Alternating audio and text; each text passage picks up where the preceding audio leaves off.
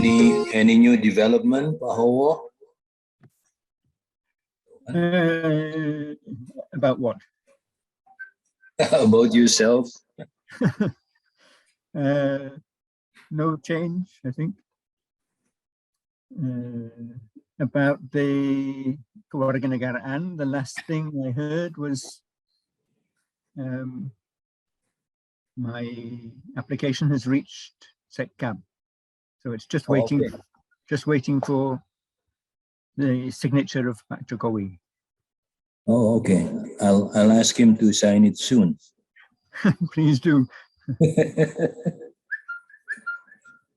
But that was 2 months ago, so yeah, it must have been through right now. Then he's a busy man, so anyway, I'm just waiting. Yeah. Okay. Good luck. Thank you. Thank you for all your support. Assalamualaikum. Waalaikumsalam. Salam, welcome. Pak Hywel, apa kabar Pak Hywel? Alhamdulillah. Selamat pagi, Sehat Pak. ya?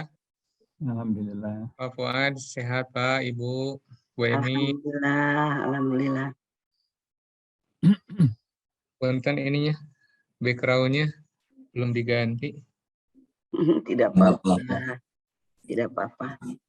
Supaya bervariasi.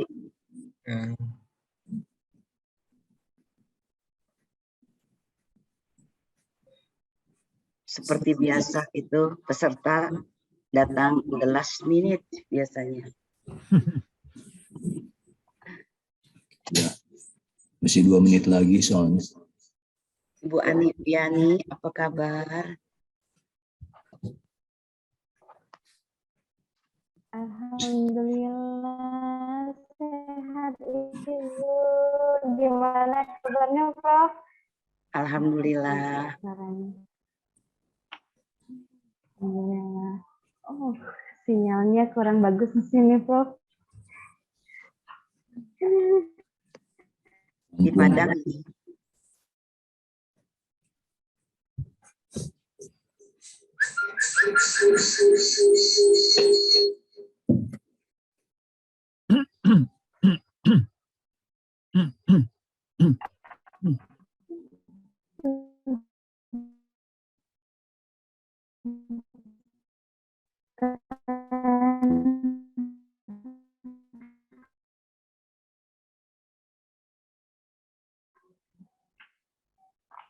Habis hujan. Di Padang atau di mana? Di Lubuk Linggau, Prof, Sumatera Selatan. Iya. Sinyalnya jelek.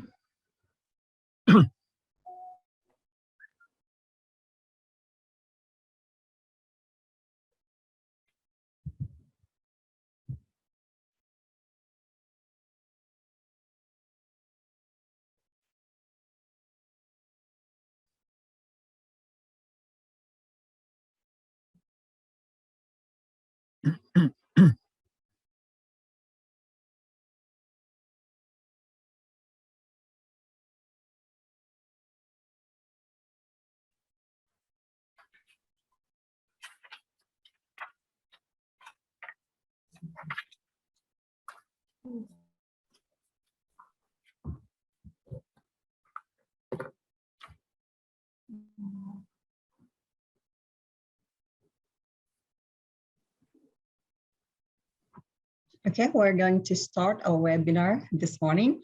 Bismillahirrahmanirrahim. In the name of God, the most gracious and merciful. Good morning, everyone. I'm Dina Rahmawati. I'll be the moderator, I'll be the master of ceremony of this webinar.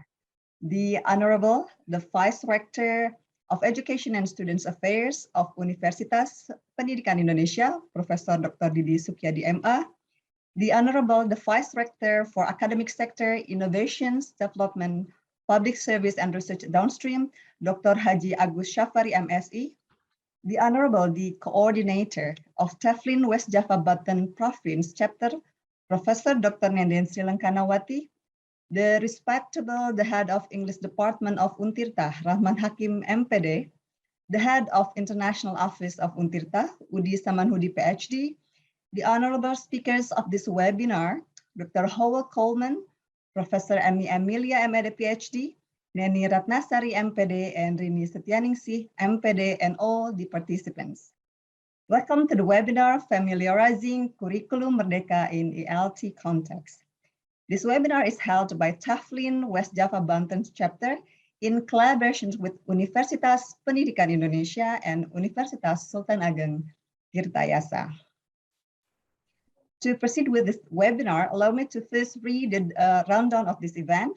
First, greetings, welcoming speech from the coordinator of TEFLIN West Java Banten Province chapter, and then opening remark from the Vice Rector of Education and Students Affairs of Universitas Pendidikan Indonesia, photo session, keynote session from Dr. Hywel Coleman and Professor Emi Amelia, invited speaker session from Neni Ratnasari M.Pd and Rini Setianingsih M.Pd, and closing. Coming to the next agenda is welcoming speech from the coordinator of TEFLIN West Java Banten Province, Professor Dr. Nenden Sri Lankanawati. The screen is yours, Professor. Well, thank you very much, Ibu Dina. Ladies and gentlemen, Assalamualaikum warahmatullahi wabarakatuh. Waalaikumsalam. On behalf of the committee of the webinar on Familiarizing Kurikulum Merdeka, I would like to welcome you all to this webinar.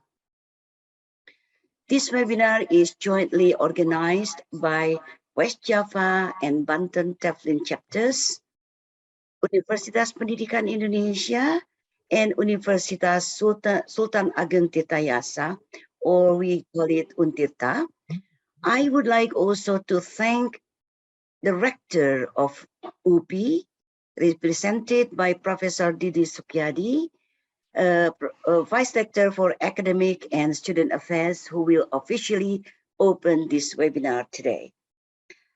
I would like also to thank the rector of UNTIRTA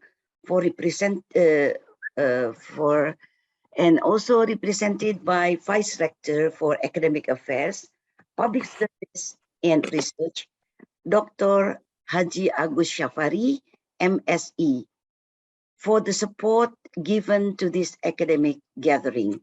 Thank you very much, Pak Agus. I would like also to thank Chairman of the study program of UNTIRTA, Bapak Rahman Hakim, M.Pd, and the Chairman of the UNTIRTA International Office, Bapak Udi Samanhudi, PhD, for their willingness to support and cooperate in this webinar.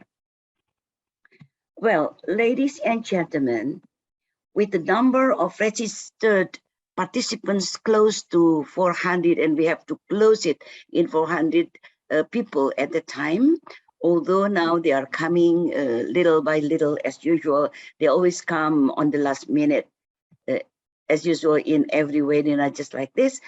They come from across the country, and this is indeed, I think, one of the biggest gathering at this time. Of course, I would like also to thank the participants for participating in this webinar. The speakers, as well as the topic of the webinar, I believe have been the true magnet for each of you to be here right now. Therefore, I'd like to thank Dr. Hywel Coleman.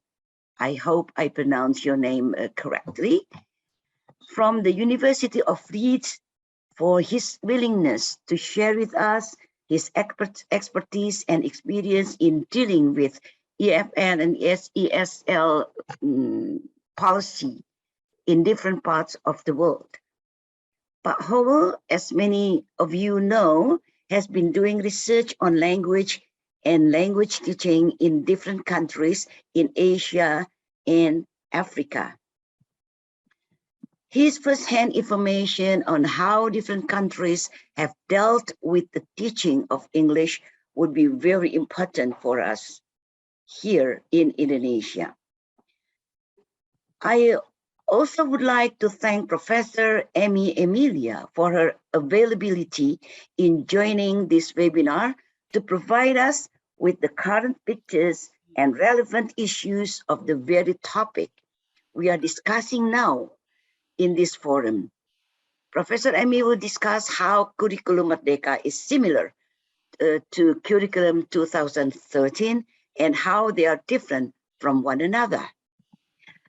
The topic has been a trending one for discussion in the teaching profession in Indonesia right now, as the Minister of Education has underlined in these statements in many official gatherings regarding the importance of freedom for learning.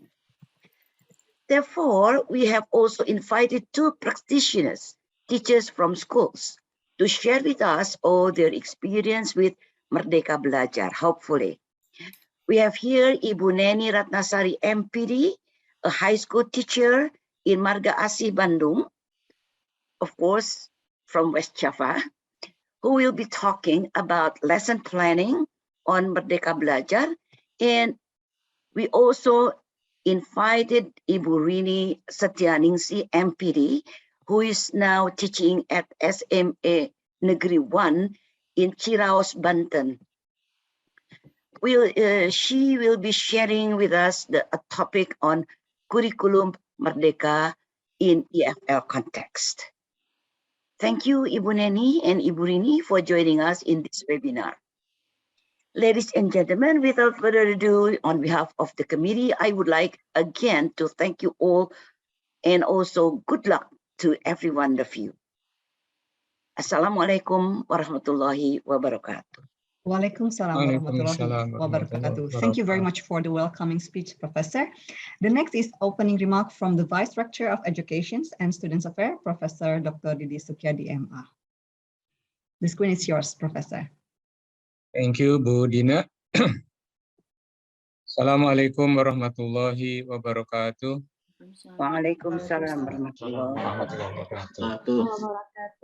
Innal hamdalillah wassalatu wassalamu ala Rasulillah wa ala alihi wa sahbihi wa mawala. Rabbi shrah li sadri wa yassir li amri wa hlul 'uqdatam min lisani yafqahu qawli, amma ba'du. A very good morning to all of you. The Honorable Vice Rector for Academic Affairs of UNTIRTA, represented by Pak Haji Agus Safari, the Honorable Chair of TEFLIN West Java and Banten Regional Chapter, Professor Dr. Nenden Sri Langkanawati M.Pd, the Honorable TEFLIN Advisory Board Coordinator, Professor Fuad Abdul Hamid PhD, the Honorable Speakers, Dr. Hywel Coleman MA, Professor Emi Emilia PhD, Ibu Neni Ratnasari M.Pd, and Ibu Rini Setianingsi M.Pd. The Honorable Organizing Committee, both of UPI and UNTIRTA, the honorable participants, ladies and gentlemen, first of all, on behalf of UPI Rector, I would like to welcome you all to this online webinar with the theme Familiarizing Kurikulum Merdeka in ELT Context, jointly organized by TEFLIN West Java and Banten Regional Chapter, UPI and UNTIRTA. This is indeed an exemplary collaboration between universities and a professional organization. Ladies and gentlemen, I believe that the theme taken in this webinar is quite current and timely when we in Indonesia are questioning the future of institutions preparing prospective teachers. Our undergraduate program alumni now cannot go directly into the teaching position as recognized by the government because they have to go through Professional Teacher Education Program or PPG before they are recruited by government as teachers. The problems are there are overlapping curriculum between undergraduate teacher education program and PPG program, PPG program. And secondly, pre-service teacher education graduates have to struggle to compete with their rivals from non-education study programs, and most of them failed and defeated by those coming from non-education study program. The graduate chances to become teachers are slim and uncertain at the moment. So this year, the degree of competitiveness between English education study program and English language and literature study program has changed. English language education study program is less competitive now than English language and literature study program. It is both from SNMPTN and UTBK modes. Yeah. This means that our stakeholders now prefer to study in non-education study program than in education study program. This is my early assumption or prediction. I don't know. Hopefully it is not correct. And those who prepare admissions of PPG or PPG program mostly do not come from education institution background. They are mostly from institution like non-education universities.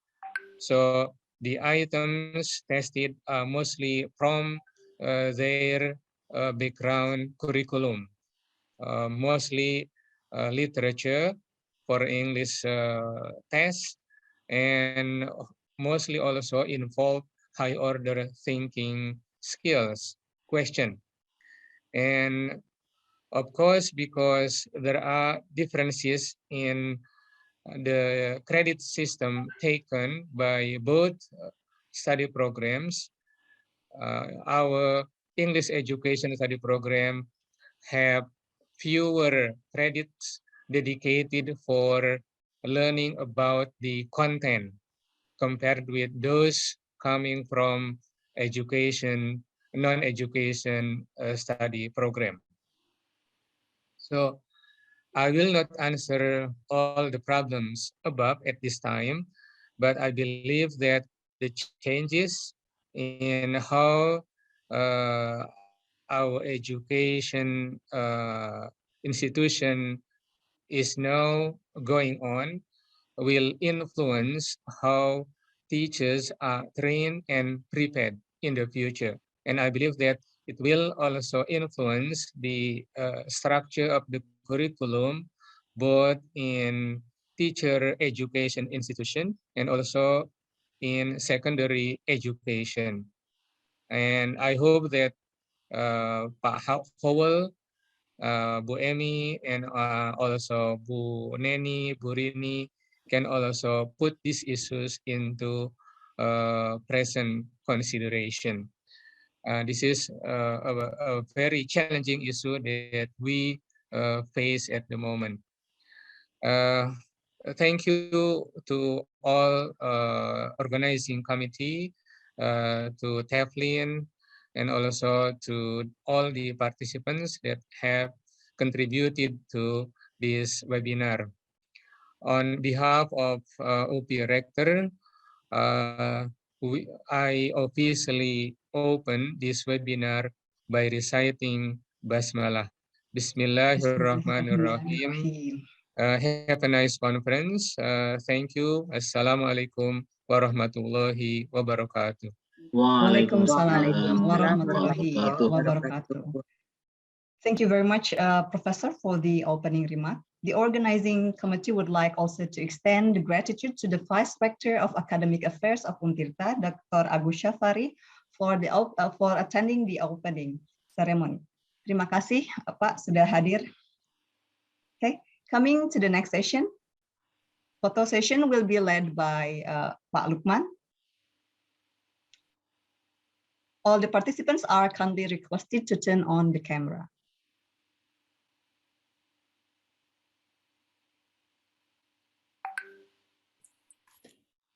Okay, for the first page.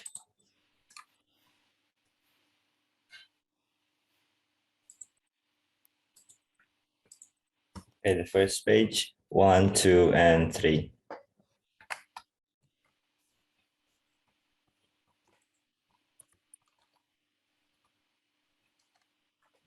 Second page, we have 6 pages at the moment. 1, 2, and 3.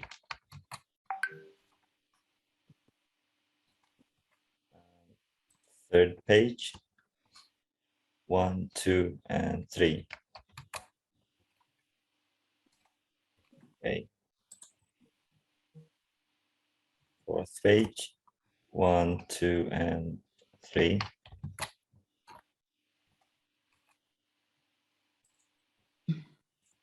Fifth page.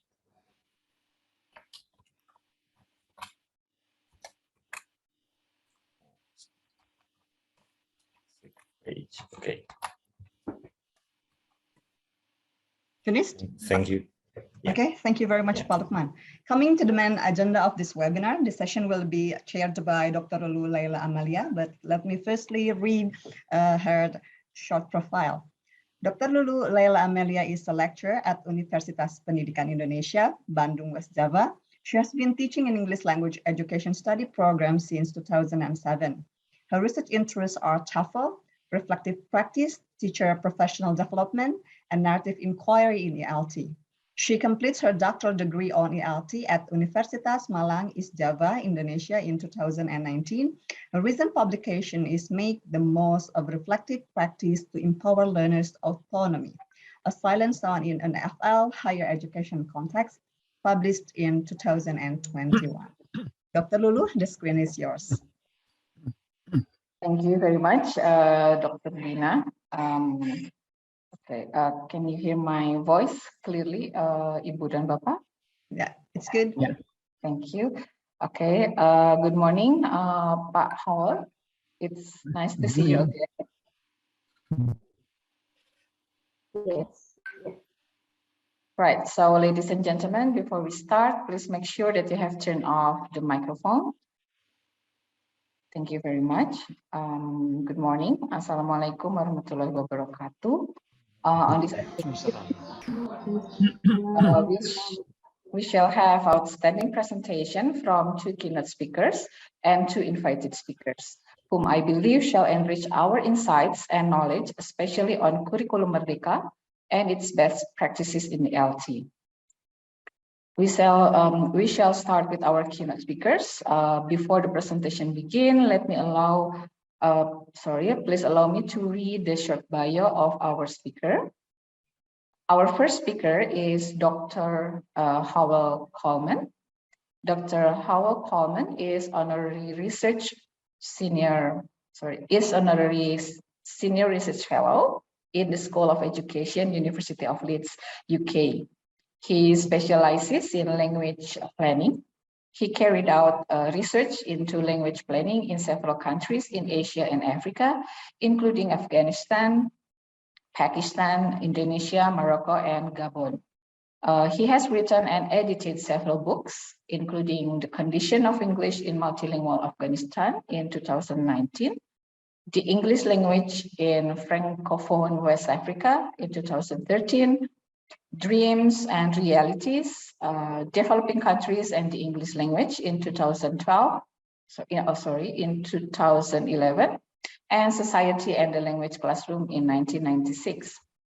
Dr. Coleman has permanent resident status in Indonesia, having lived and worked here for more than 30 years. His home is in Cinere, Depok, Jawa Barat. Dr. Coleman, the session is 45 minutes, is 45 minutes, sorry. This session will last for 45 minutes.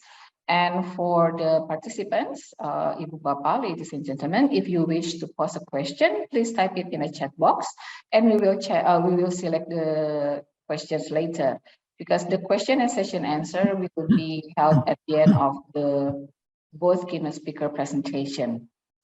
Okay, without further ado, let's hear the presentation from Dr. Hywel Coleman with the title of his paper, Language Policy and Merdeka Belajar. Dr. Coleman, the screen is yours. Thank you. Assalamualaikum warahmatullahi wabarakatuh. Salam sejahtera untuk kita semua, and good morning, everybody. I'm very happy to be back in UPI yet again, and good morning to all my friends and colleagues in UPI. also to UNTIRTA. I've made 2 visits to UNTIRTA in the past, quite a long time ago, and also to colleagues in TEFLIN. Thank you for the invitation. The title, the topic that I've been asked to talk about consists of 2 elements. The first part is about language policy, language planning, and the second part is about Kurikulum Merdeka. I feel reasonably confident talking about the first part, and I feel very unconfident talking about the second part, but I'll explain a bit more as we go along.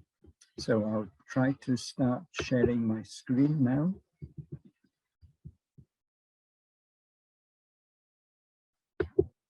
It says that the host is not letting me share the screen yet. Host, Lukman. Host disabled. Yes, you may start sharing your screen now, but. Okay.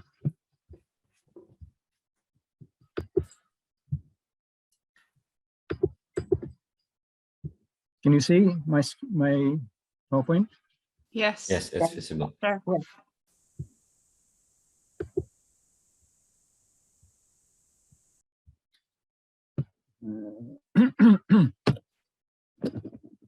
Sorry, I wanted to be full screen.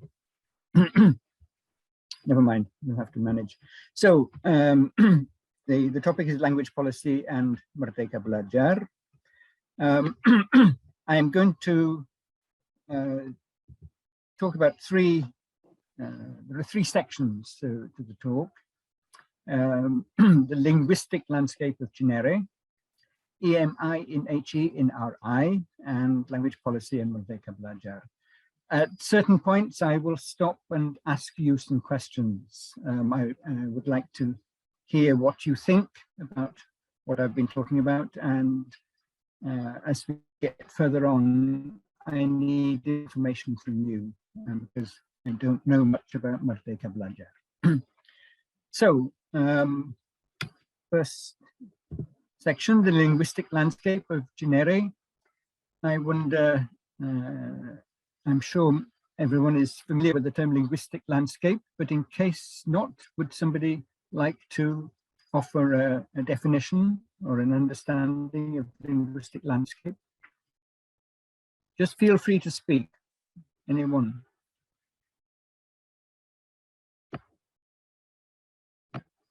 Nobody? Sir, would you please make it more, the screen more wider? Yeah, that's what I am trying to do, but I've forgotten how to. Okay. Show. Dr. Pak Hywel, you can go to the bottom part of your slide, and then on the right. Yeah. The right. On the right side, you can see a screen. Yeah. The symbol, yeah. That's good. One. Thank you, sir. Okay. Thank you. Yes. Okay. Thank you. Thank you. Right. So, would anybody like to suggest a definition of linguistic landscape?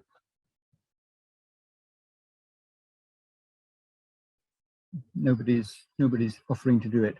Linguistic landscape is just language, written language, which we can find in a public place.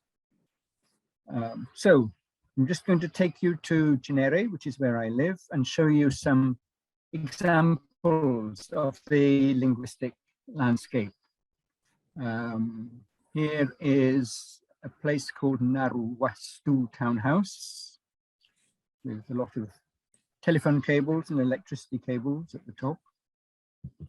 And then we go to somewhere called Newland, Matoa.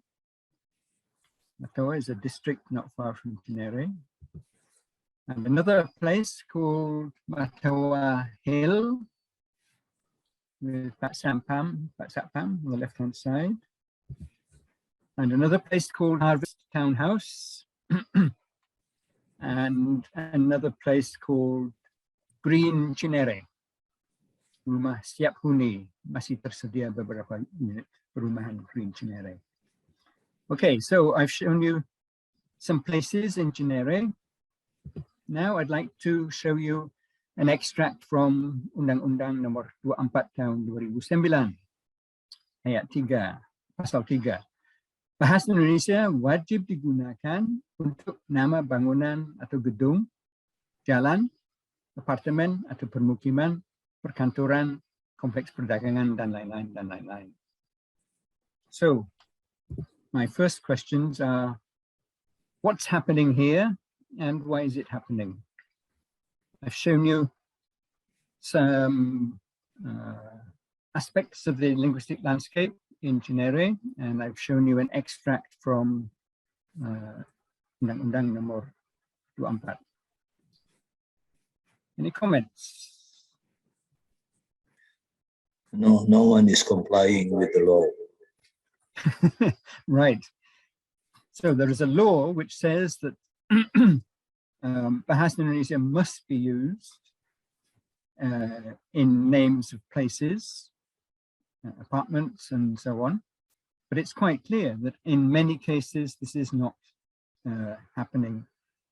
I showed you just 5 examples. Actually, in Cinere, not far from here, there are hundreds of examples like this. So the next question is, why is it happening?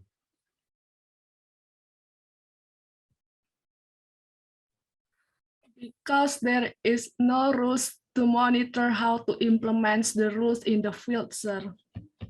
Because there's no way of monitoring. Yeah, that's one explanation. Another explanation is that there is no, the law doesn't say anything about punishment. So there is no sanction. You can do it, but the government can't do anything to stop you. But I think an interesting question is why? Why are they using English, not French or Betawi? Why is it English that's appearing in these place names?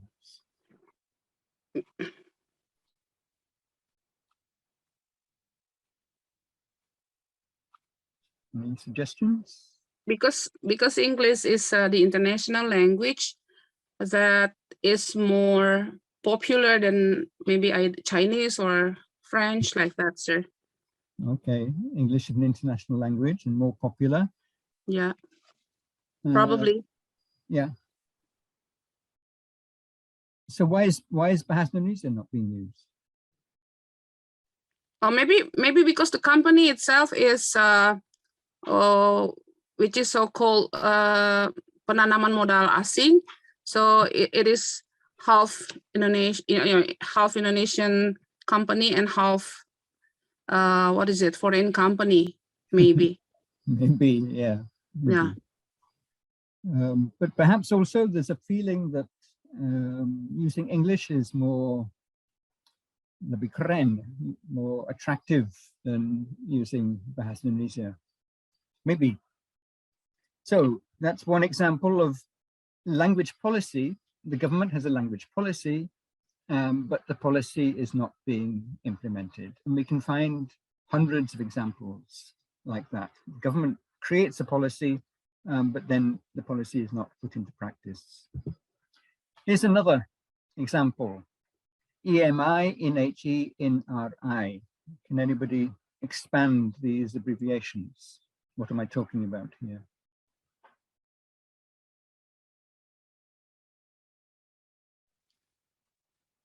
New thing for me, sir. So sorry. Yeah. Go on. Can you give a clue, sir? Oh, okay. What is RI? Is it Republic Indonesia? Yeah, right. What is HE? HE. Higher education. Higher education, yeah. Okay. What is EMI? English as a medium of instruction. Right, okay. English as the medium of instruction in higher education in Indonesia. I've been involved recently in some research about the use of EMI, increasing use of EMI in universities in Indonesia. EMI here means using English to teach other subjects through the medium of English. So, for example, a lecturer of chemistry teaching chemistry to his students or her students, but doing it through English. And this is becoming very popular, not only in Indonesia, but in many parts of the world. Here's an example from University of Z. I'm not telling you which university. This university has a so-called International Undergraduate Program, IUP. And in the International Undergraduate Program, you can do degrees in nine subjects in 7 faculties: medicine, dentistry, pharmacy, psychology, law, economics and business, and veterinary medicine. And they claim the programs provide a high quality education that's delivered by highly competent lecturers. English is used as the medium of instruction in the programs. Even though the programs are called international, actually the students are all Indonesian students. But they have to pay more than students in general programs. So the interesting question is, why is English being used as the medium of instruction? The lecturers are Indonesian, the students are Indonesian, they're living in Indonesia. Why are they using English? If I may answer the question, it's because to condition the students to be able to comprehend or to use English more, sir. Okay. Okay. Because, you know, yeah, because to acquire new language, we need to set certain condition to maintain the ability of the students to understand more of the language itself. Okay. And you think that studying medicine through English is a good way to do that? Oh, not really. because first, of course, the students must understand the theory of medicine itself more than they understand the language. But maybe because the terms used to in medical, I mean in hospital or in what do you call di dunia kesehatan, health, what is it? Yeah, dunia kesehatan. Maybe most of the they use English. I mean, in dunia kesehatan, in advanced dunia kesehatan. I mean, like that. Okay, maybe. So 2 years ago, the University of Leeds was asked by Dikti to carry out some research into this phenomenon, this rapidly growing phenomenon. And the British Council funded the research. So a group of us, 3 people from the University of Leeds and colleagues from UNDIP, Atmajaya and ITB, we carried out the research, and we sent questionnaires to lecturers in, I think, 40 universities, and high-level decision makers. That means rectors or deputy rectors or deans of faculties, asking about why they've introduced English as the medium of instruction. Then we visited 3 universities and had long discussions with students and with lecturers and looked at documentation. And many interesting things came out from this research. I can only tell you about one small aspect of it. We asked, why are you offering English medium international programs? And people gave the decision makers gave several reasons, several explanations. Several of them talked about quality. They had this idea that if their programs are taught in English, then the quality of the program will increase. And here are three quotations. One said, EMI is necessary to improve the quality of the teaching learning process in certain subject areas. Another said, the time is right for us to deliver many of our courses with quality appropriate to a world-class university, and that includes many international classes taught in English. And another one said, our university is already classified as world-class, so of course the whole academic community must be familiar with English. These are just a few examples. So the idea they have is that by using English to teach medicine or chemistry or psychology, the quality will increase. And also the high quality universities internationally are teaching through English. But this is not true. So we had a look at several of the top universities in the world and looked at the languages that they use in their teaching. For example, the Swiss Federal University of Technology is the 15th top university in the world, but for their undergraduate degrees, they don't use English, they use German. I see. So even though it's such a high quality, super high quality university, they're not using English for teaching.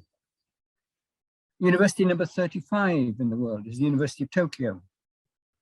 And they say for degree programs offered in Japanese, please note that a high level of Japanese proficiency is required.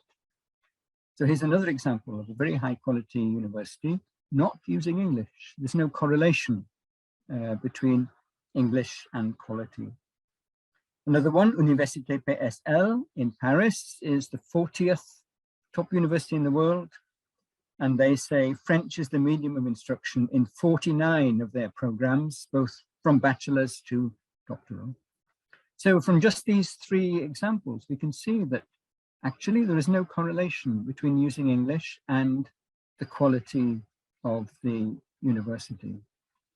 And in fact, there are many, many, many examples of universities which teach in English, which are not high quality in many countries, including the UK. We have some very good universities in the UK, but we also have some very weak universities in the UK, and they're all teaching through the medium of English.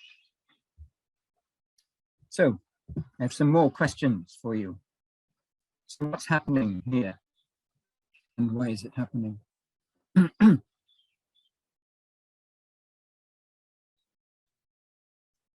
So if we go back, we see these arguments being used for introducing English medium programs in Indonesia. Here we found that in many top universities, English is not being used as a medium of instruction. So what's happening here? So, sir, there is no relation between the quality to the language. It depends on the human, right? The quality is not being for how good he or she can speak English, but the main point here, how she or he wants always learn and wants eager to know, curious. I think so, sir. Thank you. Yeah, thank you. Any more suggestions? Excuse me, sir. Yeah. Yeah, I think it's about how to prepare the Indonesian people to compete with other foreigner peoples in terms of finding a job, I think, because you know that because of the globalization, and as we know in Indonesia, the job opportunity is smaller, I think, and they try to provide and to prepare the human in Indonesia to to be able to compete with other people to find jobs in other countries. That's why Indonesian government or Indonesian education institution try to prepare the human with English, I think. Okay.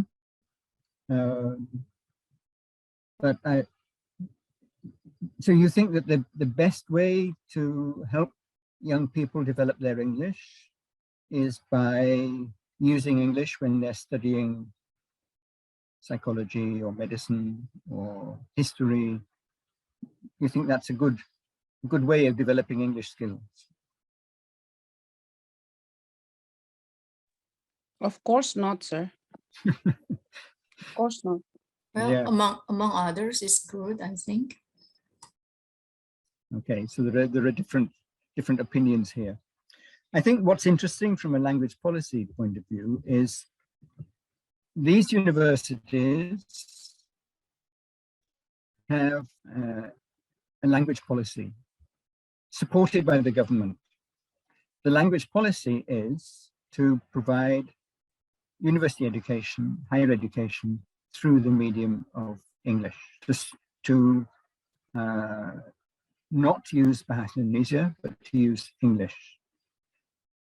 But the policy is not based on reality. The reality in the most prestigious universities in the world is that they don't use English. They use the language of the students so that the students can understand easily. In Switzerland, the students speak German, so the university uses German. In Japan, the students speak Japanese, so the lecturers use Japanese. In Paris, the students speak French, so the lecturers speak French. And in this way, the students can understand their subjects more easily. The lecturers can also teach more comfortably. One of the many things that we found in the international programs in Indonesia was that the lecturers don't like it. They find huge problems trying to teach their subjects through English. And actually the students, many of the students complain that it's very difficult for them to follow the lectures in English.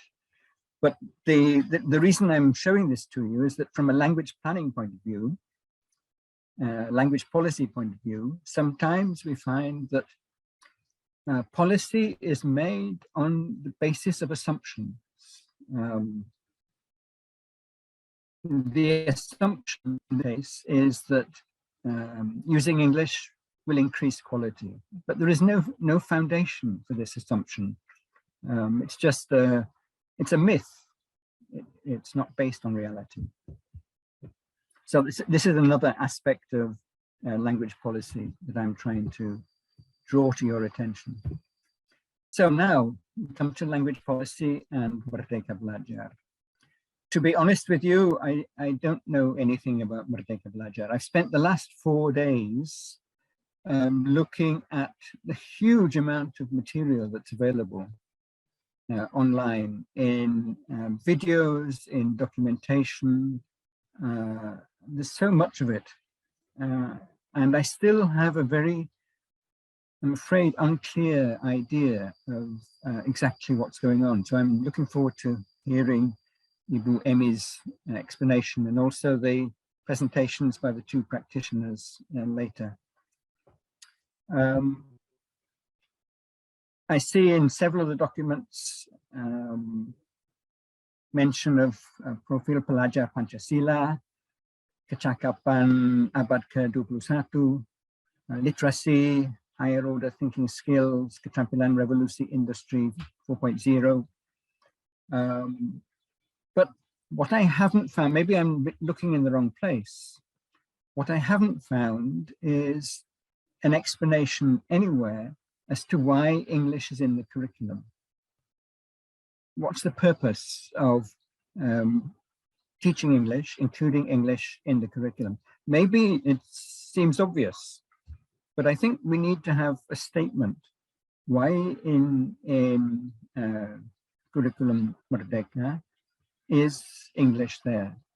If we know why English is there, then we can start thinking about how to achieve the objective, whatever the objective is. And then we can think about how to fit it into the all the other aspects of Merdeka Belajar.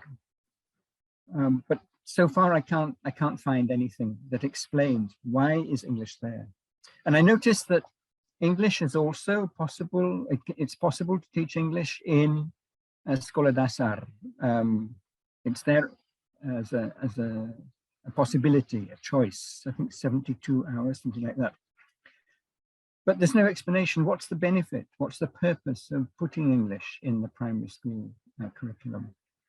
And why is it there for some? Why can schools choose to use English? What would the basis of a decision to teach English or not teach English be? So I have a lot of question marks in my mind here.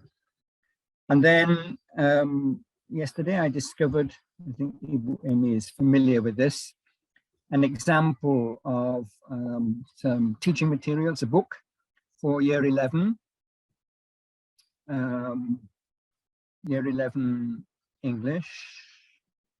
And there are several topics, I think 4 main parts. The first one is legends, and the second part is fairy tales.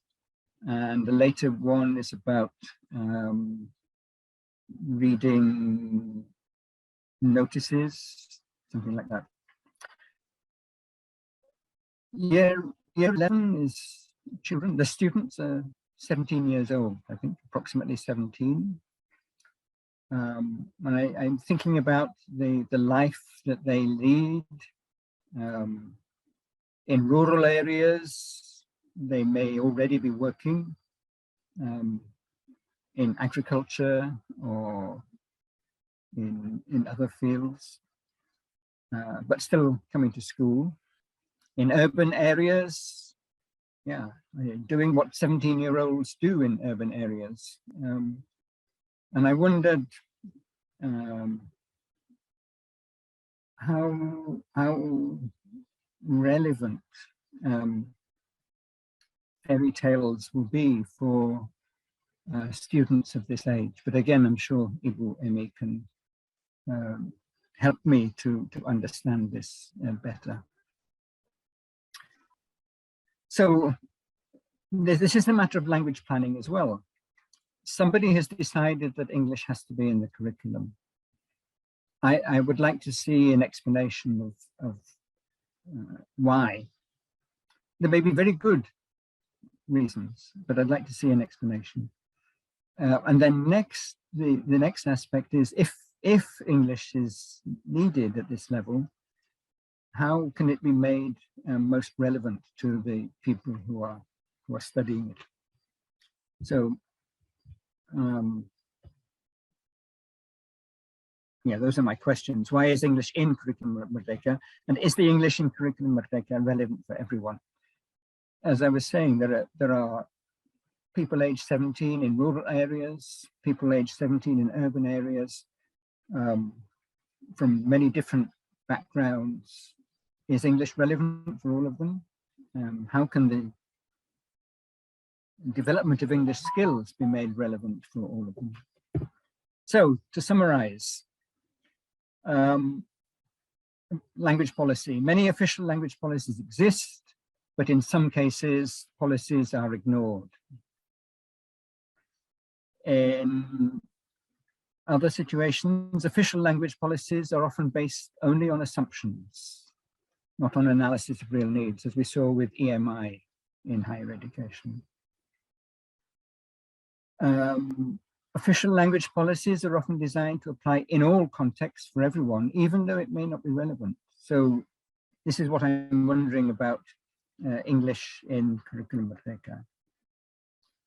And then finally, official language policies often don't consider whether stakeholders are ready and able to implement them.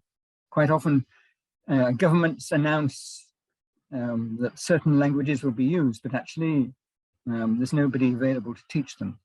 I come across this, for example, in Gabon, in Central Africa. the government decided that English must be taught in all primary schools. But they forgot that there are no English teachers in primary schools. No teachers in primary schools can speak English. So it's a useless policy.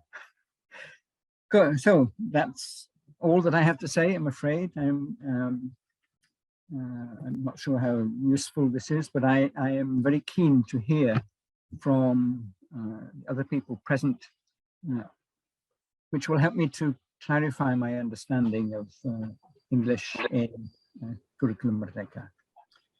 So I apologize if this is not what you're expecting. So that's all I have to say. Okay. Thank you very much, Pak Hywel, Dr. Coleman. Ladies and gentlemen, let's give a big round of applause or clap, clap, clap in the chat box, if you may, for the presentation from Dr. Coleman. Yeah, you can also use the reaction, yeah, the claps reaction, like this one. Yeah. Okay. Yes. Thank you very much, Pak Hywel. The idea of asking your questions actually quite triggering. Yeah. The statement from you when you said that the policy, sometimes the language policy is not based on reality, was interesting to my opinion. It may be based on assumption. Probably you are. I think you are also talking about the context in Indonesia. Yeah. So probably this statement will trigger all of us here.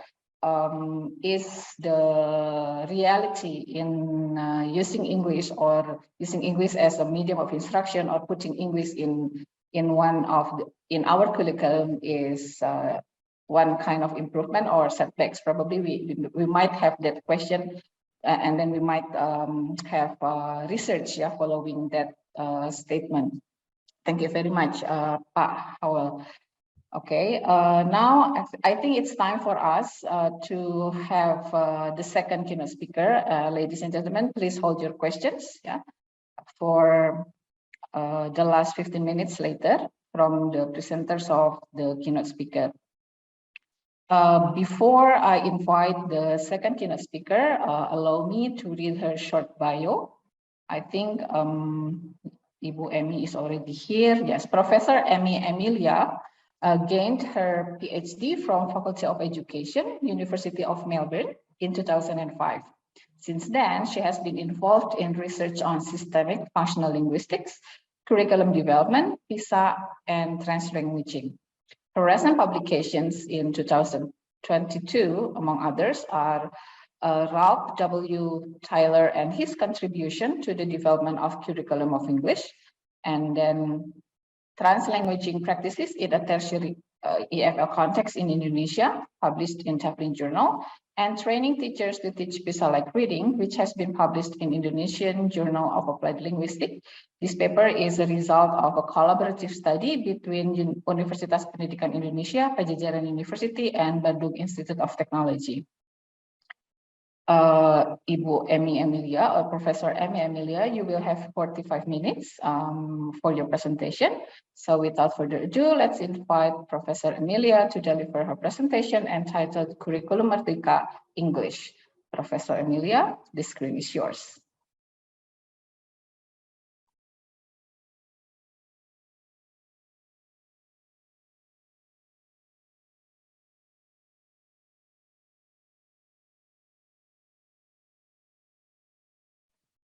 Ibu Emmy, are you ready?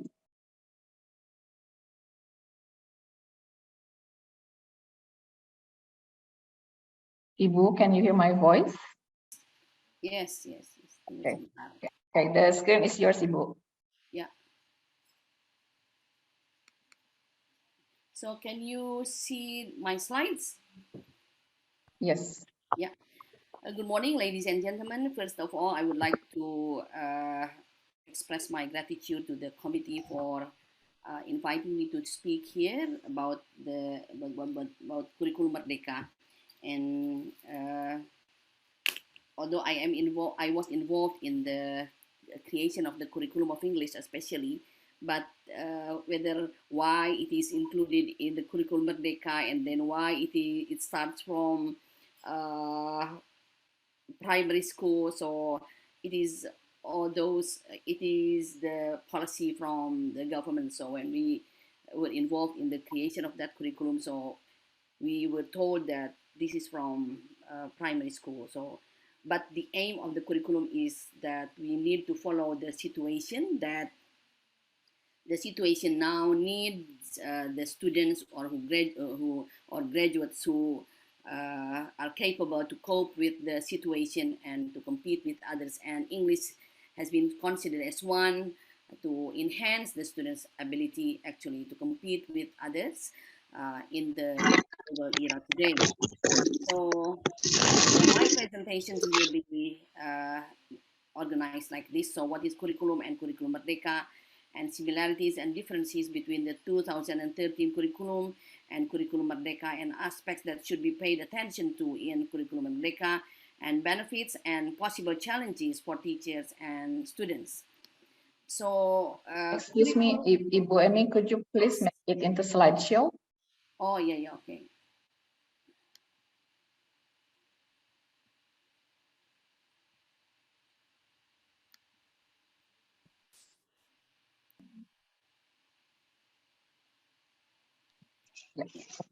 So curriculum can be seen as the planned learning experiences that formal institutions provide to learners, suggesting both the different theories of knowledge as well as different purposes for knowing. So every time we give the students knowledge, so we need to explain to the students and we guide the students what the knowledge is for, and then why we need that knowledge. And typically, or classically, curricula reflect orientations to knowledge or ways that curriculum carries the primary missions or social purposes that underlie educational delivery. So that is the definition of the curriculum.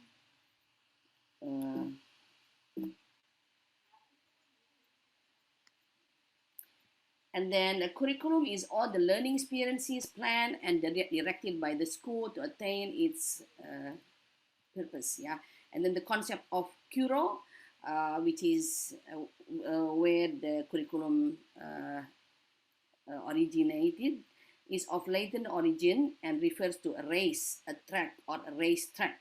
So this is also related to what the concept of alur pembelajaran in the Kurikulum Merdeka, which will be discussed especially by Ibu Neni later.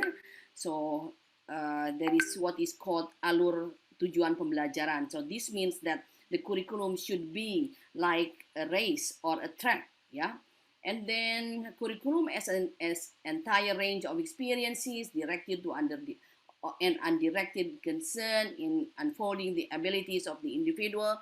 So we give the students the ability that should be achieved at the end of the certain phase of teaching. And then curriculum is composed of all experiences children have under teacher's guidance. So we need to remember that teacher's guidance is important. So therefore, I will explain later that teachers need to be very careful with the concept of to facilitate, which means that teachers as a facilitator, teachers are not as facilitators, especially at the beginning of the teaching learning process, because the children will have the experience under the teacher's guidance. So this definition should be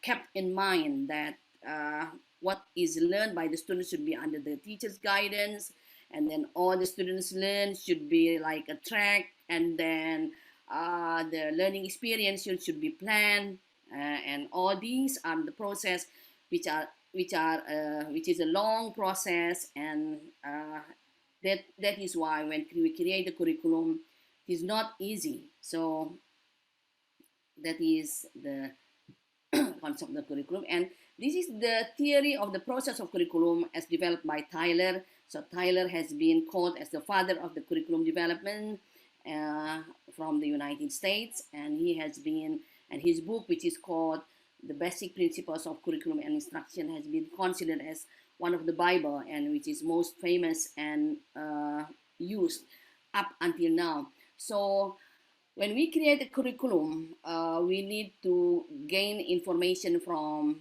3 sources. The first one is from the students, from the society, and from subject specialists. So what happened in the United States, for example, when it experienced a recession in 1918, in 1930s, what the government did was to change the curriculum. So to make the graduates have a job, get a job easily. So the curriculum plays a very important role in changing the society, in changing the capacity of the society of a country, and therefore that is what the United States did. They did research on the curriculum development for 8 years to change the curriculum of junior high schools, senior high schools, to make the graduates able to get a job and to go to university, because before the development of the curriculum, many United States people, graduates of high school, could not get a job and could not go to university either.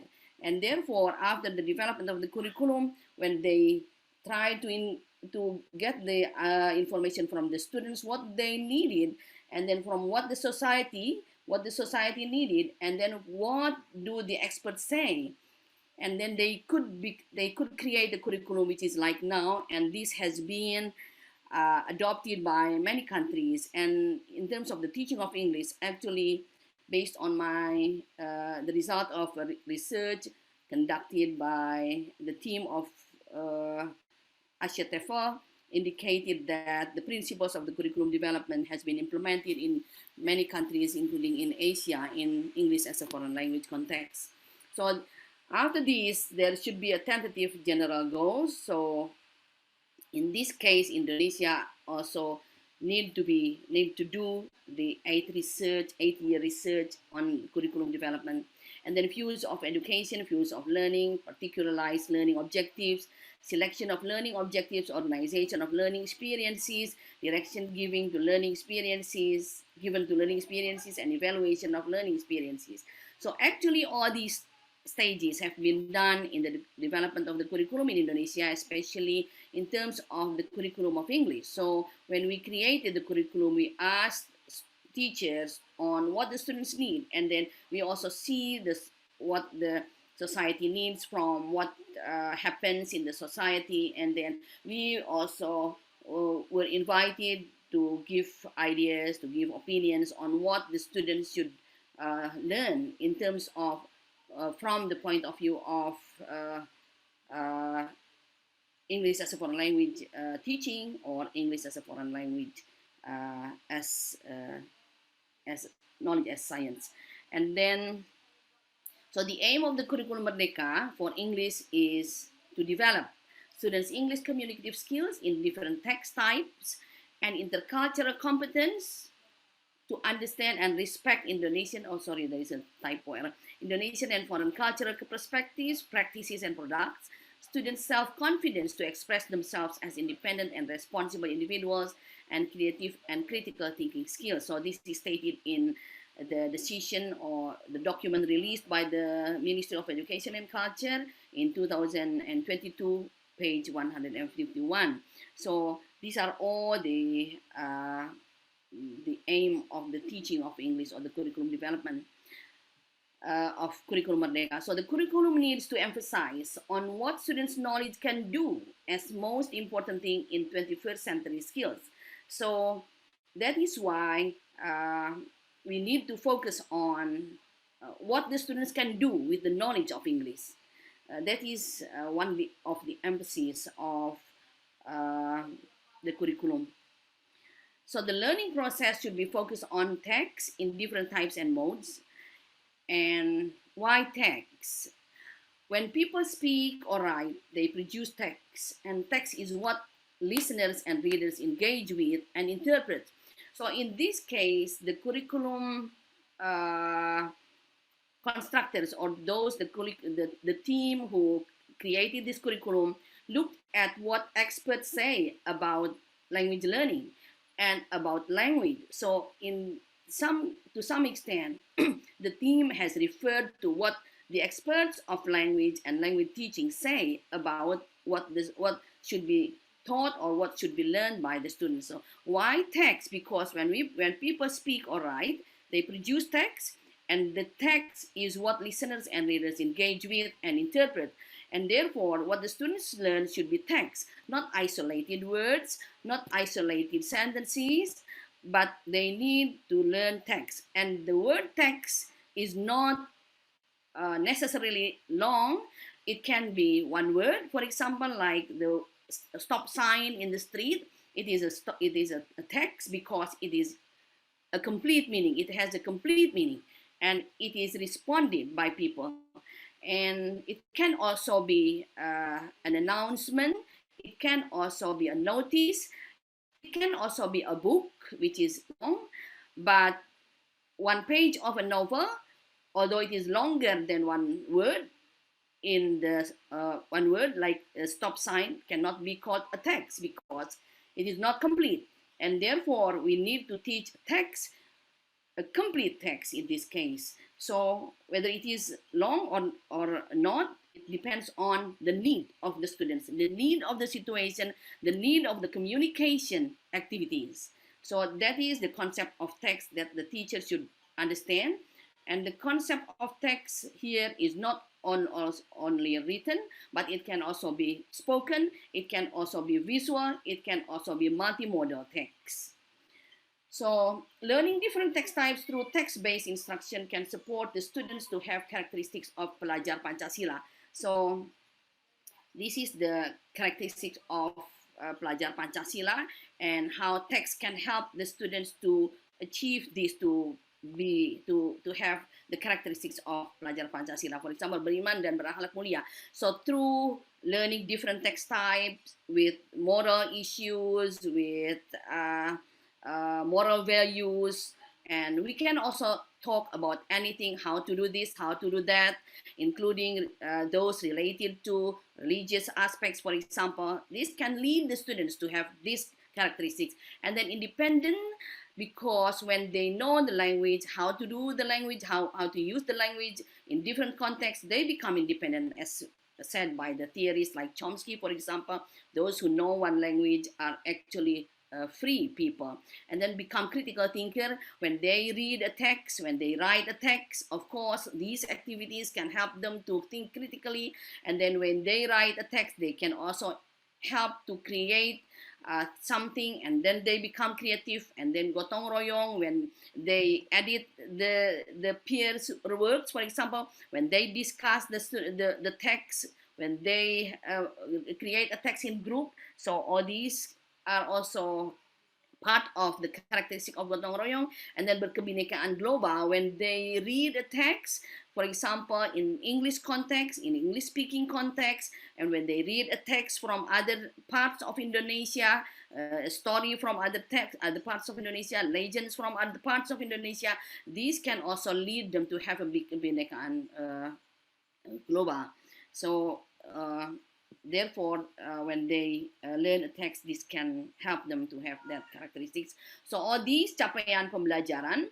So the Kurikulum Merdeka has capaian pembelajaran, which means that learning outcomes for each phase, and this can be seen from guru.kemdikbud.go.id and also from the documents released by the government, by the Ministry of Education and Culture in 2022 about the capaian pembelajaran.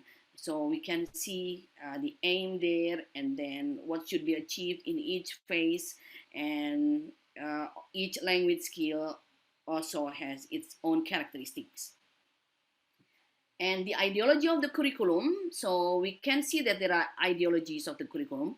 And the first ideology is academic rationalism, focuses on language teaching to develop students' intellect, humanistic values and rationality, and then socio-economic efficiency, believes that language is meant for practical use and functional skills to make students' life better.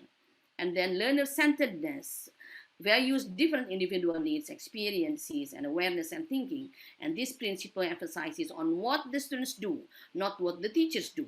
But we need to remember that we don't misunderstand about learner-centeredness. Many teachers think that learner-centeredness is that the teaching learning process is released to the students, is up to the students. Let the students do what they want and let the students do what they need, which is not correct. So the learner-centered means that the learning process is focused on changing the students' behavior from their inability to do something to their ability. So the students who are initially not able to do something becomes those who are able to do something to achieve the goal of the learning process. So that is meant by the learner-centered.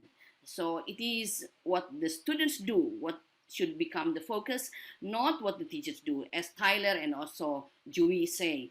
And then social reconstructionism focuses on social injustice eradication based on Freire's critical pedagogy. So using English, so knowing English, so the students can also independently or dependently eradicate social injustice. And we can start from the classroom, for example. Having all students have a similar ability at the end of the learning process means that we have to some extent eradicate injustice in the classroom.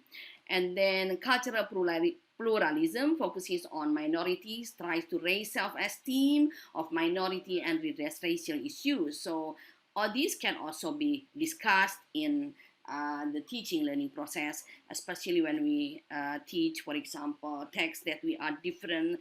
The text is written by a person to whom who has his or her own background, and will be responded differently by different people, and this will create the students' awareness of differences among people, differences among writers, and differences among readers. So each group of readers will respond differently to a text.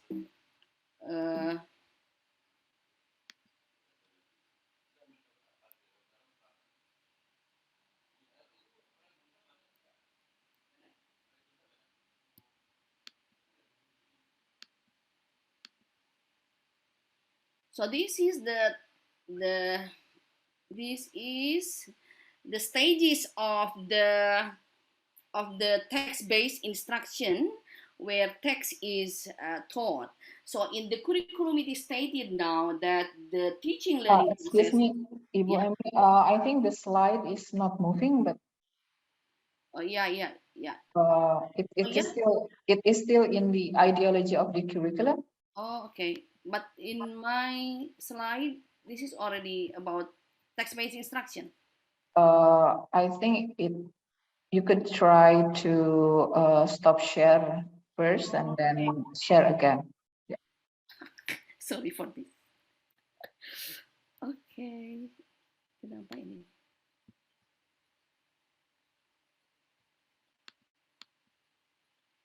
Ini ya. It is still on the curriculum. I think you have already come to slide. Ini ya. Ini ya. Slide 12. Yeah. Okay. So this is the step. This is the step of the teaching learning process from text-based instruction. It is explicitly stated in the curriculum that the teaching learning process is based on the text-based instruction, which has these steps. Following this approach actually can help the teachers to create the alur pembelajaran and alur tujuan belajar. So we start from, for example, listening, and then reading, and then writing, and then speaking. So we can follow this the stages of the approach. And then this is also similar with different picture, and this is also similar. And this cycle consists of 4 phases and 3 phases. One phase or one activity will be done in the whole process of teaching learning process. And the construction, joint construction, and independent construction. Joint construction can also help the students to do the gotong royong sense, and then independent construction, independence, and then the construction, and critical thinking there, and independent construction, also critical thinking. So in all steps, we can develop the students' critical thinking, the students' gotong royong, and the students' independence when they read, they write, and then they speak. And regarding the concept merdeka belajar is actually the concept taken or derived from pedagogy kritis or critical pedagogy, which was initially developed in Brazil by Freire. So it has been a long time, since 1971, when Freire released or published his book. And then the concept merdeka has also been discussed in his book entitled Education of Freedom by Freire. So the literacy program, which was inspired by the work of Freire, has also become the basis of the literacy program by UNESCO since the 1970s, as reported in UNESCO 2030. And this was written by me in my document published in 2021. And the word merdeka does not mean that it is limitless, but it pays attention to the freedom of other people, other authorities, including parents, family, and also the country. And this has been said by Freire in 1998 in his book Education of Freedom. And then the word merdeka has also been discussed by those who observe or who work on the concept of critical literacy from the social theory of literacy, like Langshire and Wallace. So when we use the word merdeka or berdaya or memerdekakan, so we need to take into consideration merdeka from what? So freedom from what? Free from what? And then free to do what? So in this case, when we call Kurikulum Merdeka for English, it means that we need to make the students able to use English, to have a strong capacity, strong knowledge of English, or strong knowledge of language when we are talking about language teaching. So we need to make the students have a strong knowledge of the language, can use that language, whether it is the mother tongue, whether it is a second language, whether it is a foreign language. And this is also related to what Chomsky says, that a person who knows a language is a person who is free. Why? Because he or she can express and he can know the rule and the principles in that language, while the use of that language is a free creation. So someone can understand a sentence of a word that have never been heard or read before, and this is one of the creativity and the freedom that someone who has knowledge about language can do in terms of the concept of freedom. So language plays a very important role in the development of someone's capacity, because it is a formative organ of thought, and great ideas can come into the mind only with the aid of words, and the understanding grasps them only through propositions. So one theory can prevail, not because that theory is presented through the data which is transparent, but because it is presented in a language which can be understood by the discourse community and the experts in that field. And that is what is said by Thomas Kuhn in Bizet in 1992.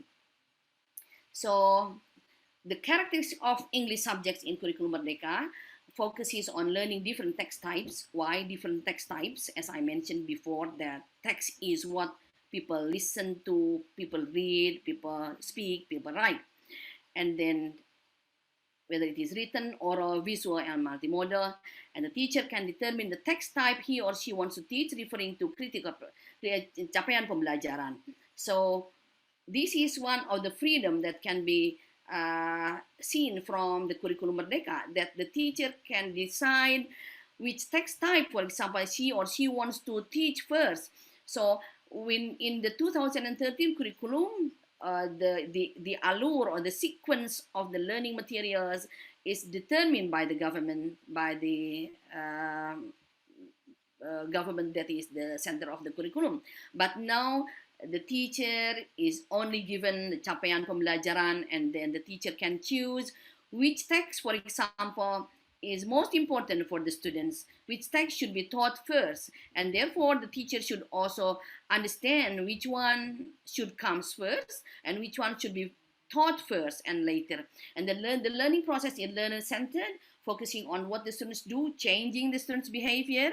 And then the learning process is focused on the development of language skills, because the teaching of English starts from early childhood. So the students and the teachers should also understand the language development. So we need to refer to the language development, to teach what and to teach how, and how to teach and then what to teach.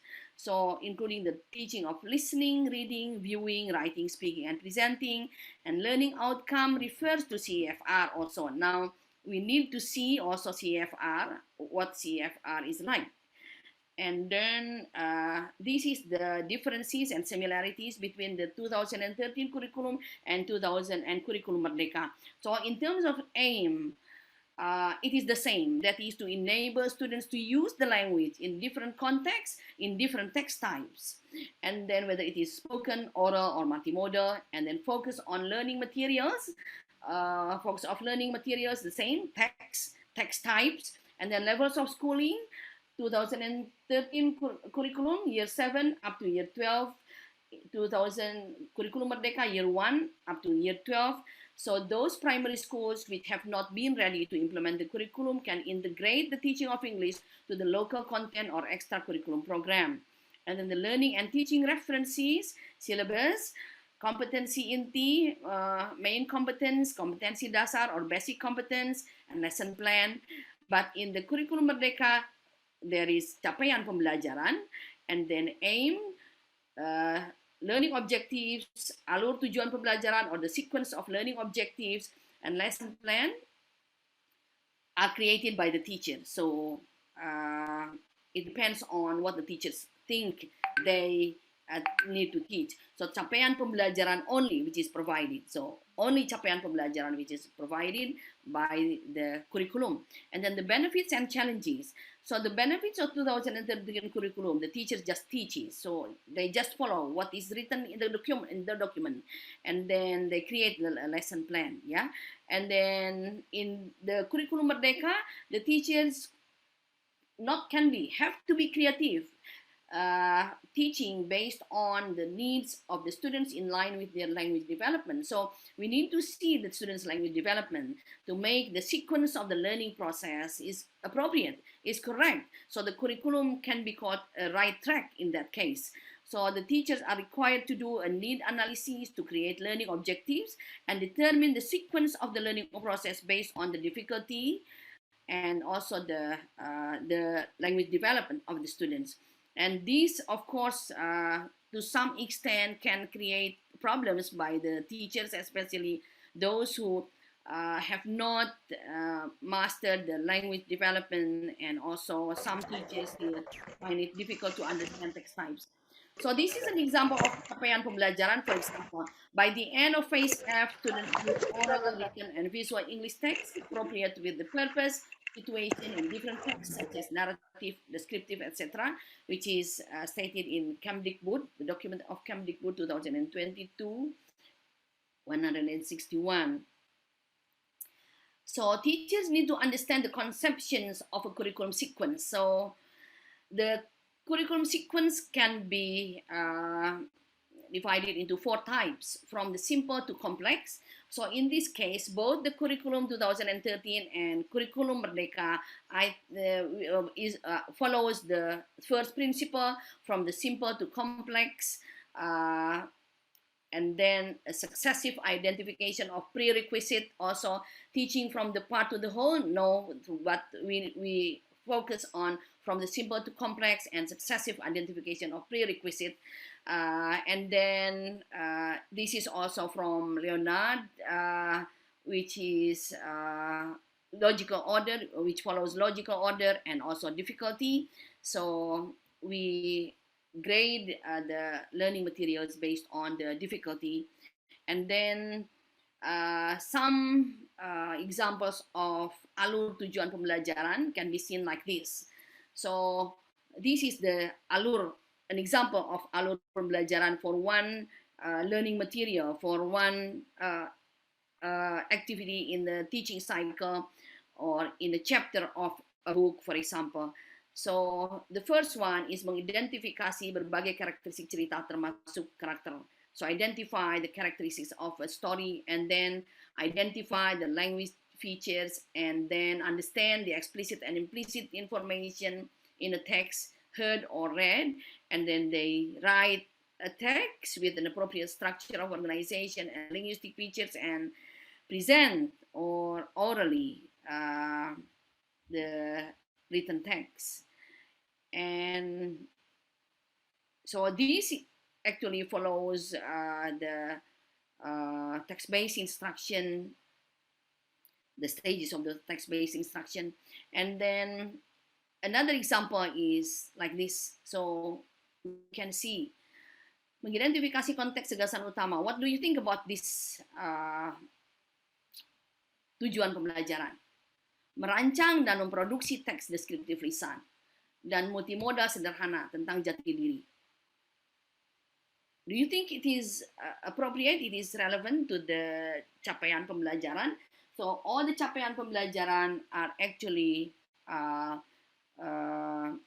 aimed to allow the students to use the language in all language skills, including reading, writing, speaking, listening, viewing, and also presenting.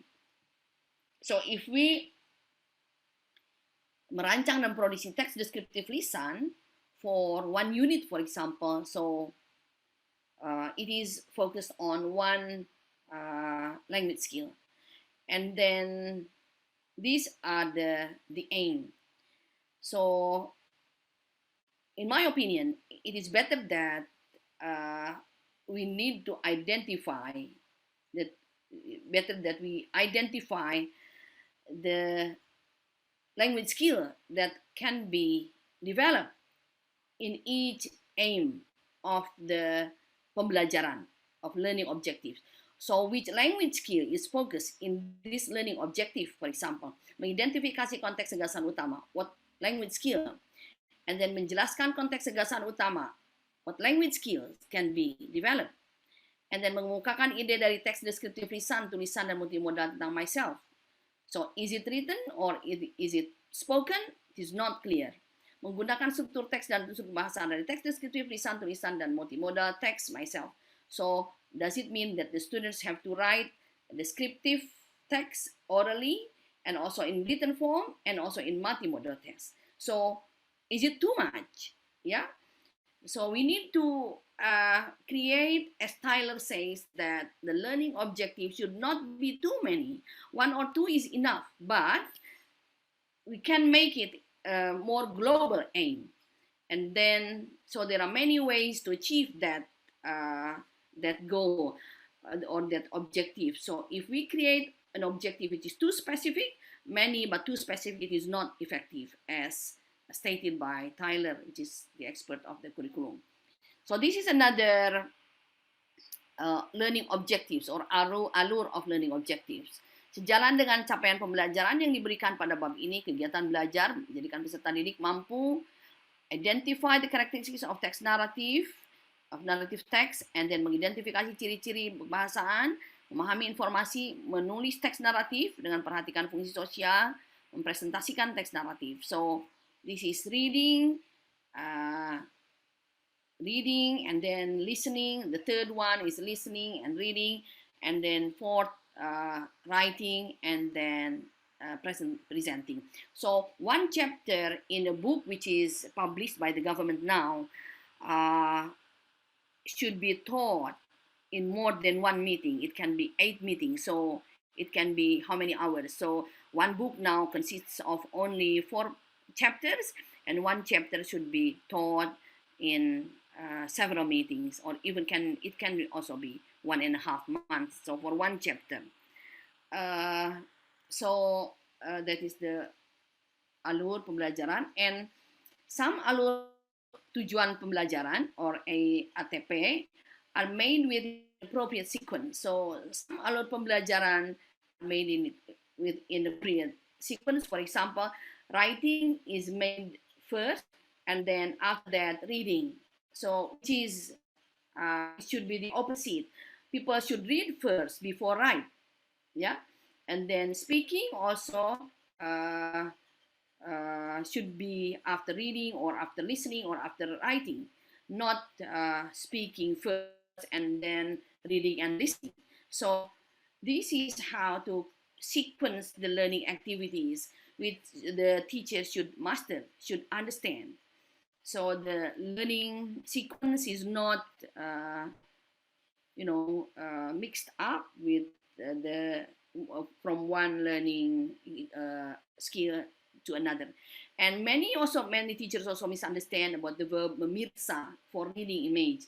So when the students still read a text which is visual, when the students read visual text, it is not memirsa, it is not memirsa, but it is still reading, but reading image. Yeah, so masih membaca itu, jadi bukan memirsa. Memirsa itu berarti nonton, melihat video, nah itu memirsa. And then we need to be careful also with the word to facilitate. So many teachers or many writers of learning alur of pembelajaran or learning objectives mention memfasilitasi peserta didik untuk mengaktifkan pengetahuan awal mereka mengenai teks agen yang dipelajari misalnya. So the role of the teacher is not to facilitate, is to guide the students. Remember that the definition of curriculum that I mentioned in the first slide of this presentation, that the students can learn something under the teacher's guidance. So the teacher should guide the students to activate their background knowledge. So not memfasilitasi. If we say that the role of the teacher is to facilitate, maka pembelajaran akan cetek, kalau bahasa Sundanya, yaitu cetrek-leos, means that the teacher just turn on TV or something and then he or she will leave. So this is an example of to facilitate, which is actually again not appropriate. So memfasilitasi peserta didik untuk belajar berkosakata terkait elemen dari cerita. So why should the students learn vocabulary items? We need to teach the students a text. Of course, it will involve the mastery of vocabulary, but it is not the main aim. So peserta didik belajar beberapa vocabulary should not become the aim of the learning process, but they use the language for a purpose. What is the purpose? It will be dependent on the text type.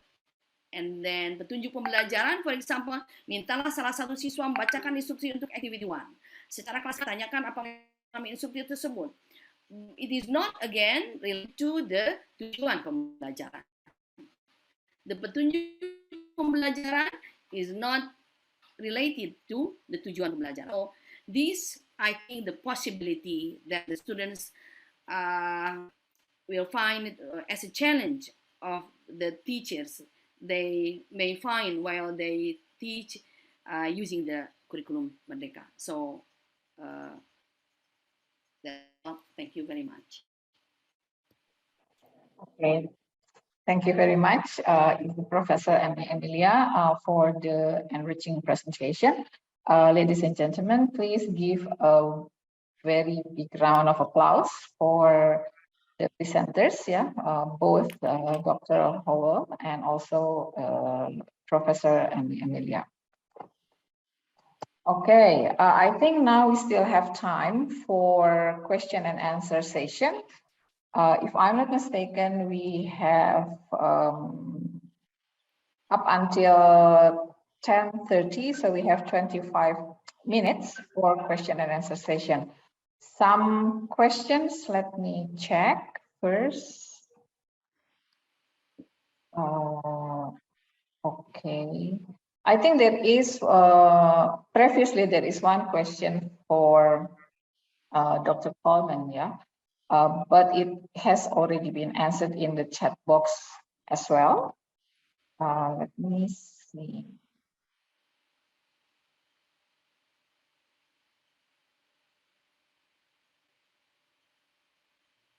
Okay. Another question is for Ibu Emi, if I'm not mistaken. Let's see. Yes, this question is from Ibu or Bapak Ios Rosmeli. Prof. Emi, I have a question. As far as I know, that in Merdeka Belajar curriculum, there are 6 phases. Phase A until F that student will have. Oh, okay. In Kurikulum Merdeka Belajar, there are 6 phases, A up until F. The question is English should be taught since the first phase until the end? As I know that nowadays, no English subject in elementary school, especially in government school. Okay, so how about that, Ibu Emi? That's the first question. Should be answered directly? Yes, I think so. So as I mentioned to you before, that it is also written in the curriculum document that when the school is not ready to teach English as a subject, so English can be integrated in the extracurricular program. So the students can learn the English in the extracurricular program. Thank you. Yes. Yes, okay, Ibu Ios. Yeah, I hope that answers the question. Right. Now I have another one. I think this one, oh, okay, this one is also from Pak Aris. This one is from Pak Aris. Apakah bisa diberi satu implementasi lesson plan procedure pembelajaran bahasa Inggris berbasis kurikulum merdeka? Yeah. Would you like to answer this? Yes, there are several samples of the lesson plan, but the lesson plan is now more detailed. Yeah, you need to mention the characteristics of pelajar Pancasila that you focus on, and how many students you teach, and this should not be more than 32, I think, and then the learning processes should also be mentioned in detail. So. To some extent, when I saw this template, I think hopefully the teachers will find it easy to follow. But I heard that there is now an activity which tries to create a simpler one. So if you want, I can give you an example of a lesson plan, but probably Ibu Neni, I think, will explain about the lesson plan later. So yeah, you need to mention the references, you need to mention the detail, the activity, and you also need to sequence appropriately. Yeah. Okay, thank you very much. So probably later on with Ibu Neni and Ibu Rina, yeah, there will be also some examples. All right. But in general, it is actually the same as the previous one. So if you already understand about how to create a lesson plan, you will not find any difficulty, in my opinion. So you just add the learning experience, and then the number of the students, and then what the previous lesson did the students learn, and to see the connection between the previous subject or material to the one that we plan. So the teacher is asked to write the previous lesson and the lesson that is written in the lesson plan. Yeah. Thank you very much. I can see that there are 2 participants here who raised their hands. The first one is Ibu Nurhayati Umar Fadlang. Yes, would you like to ask the questions directly, Ibu? You may unmute the microphone, yes. Okay, thank you very much for the moderator, Ms. Lulu Laila Hamalia. speaking. Excuse me, Prof. Miss Amy, Prof. Emilia.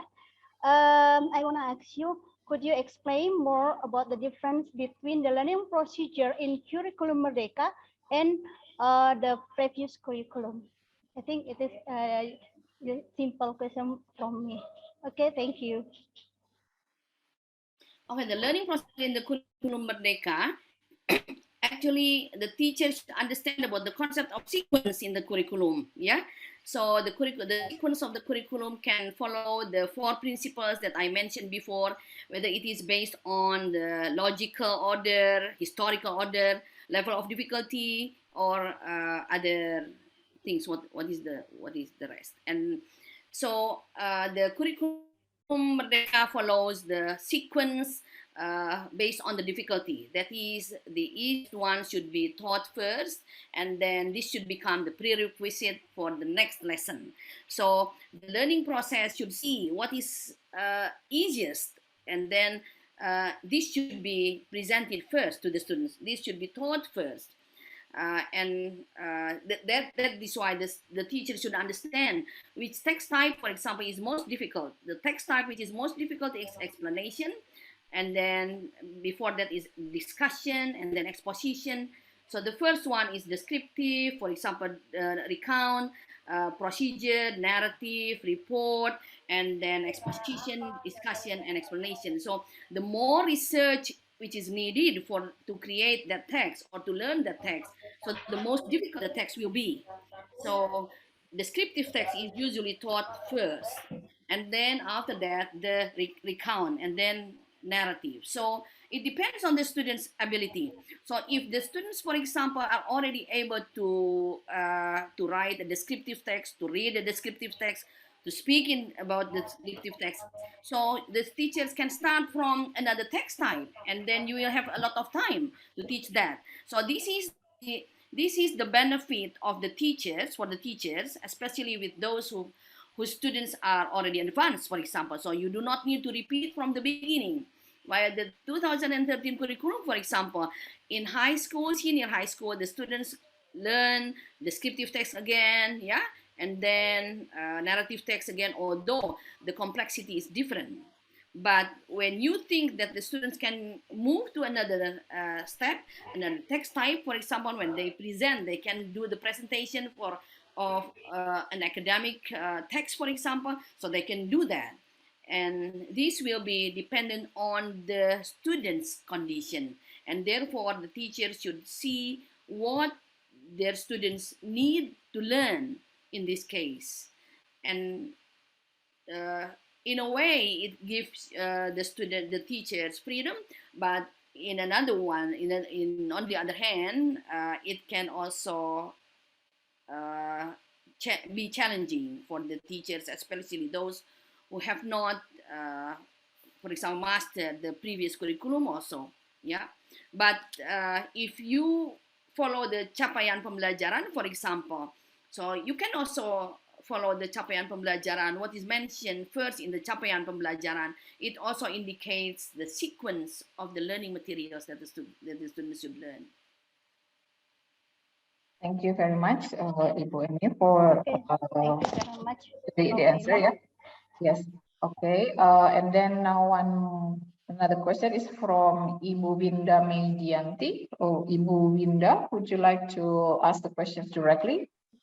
Yes, thank you for the opportunity. I'm Winda Medianti, an English teacher from Central Kalimantan, and currently I'm teaching in junior high school.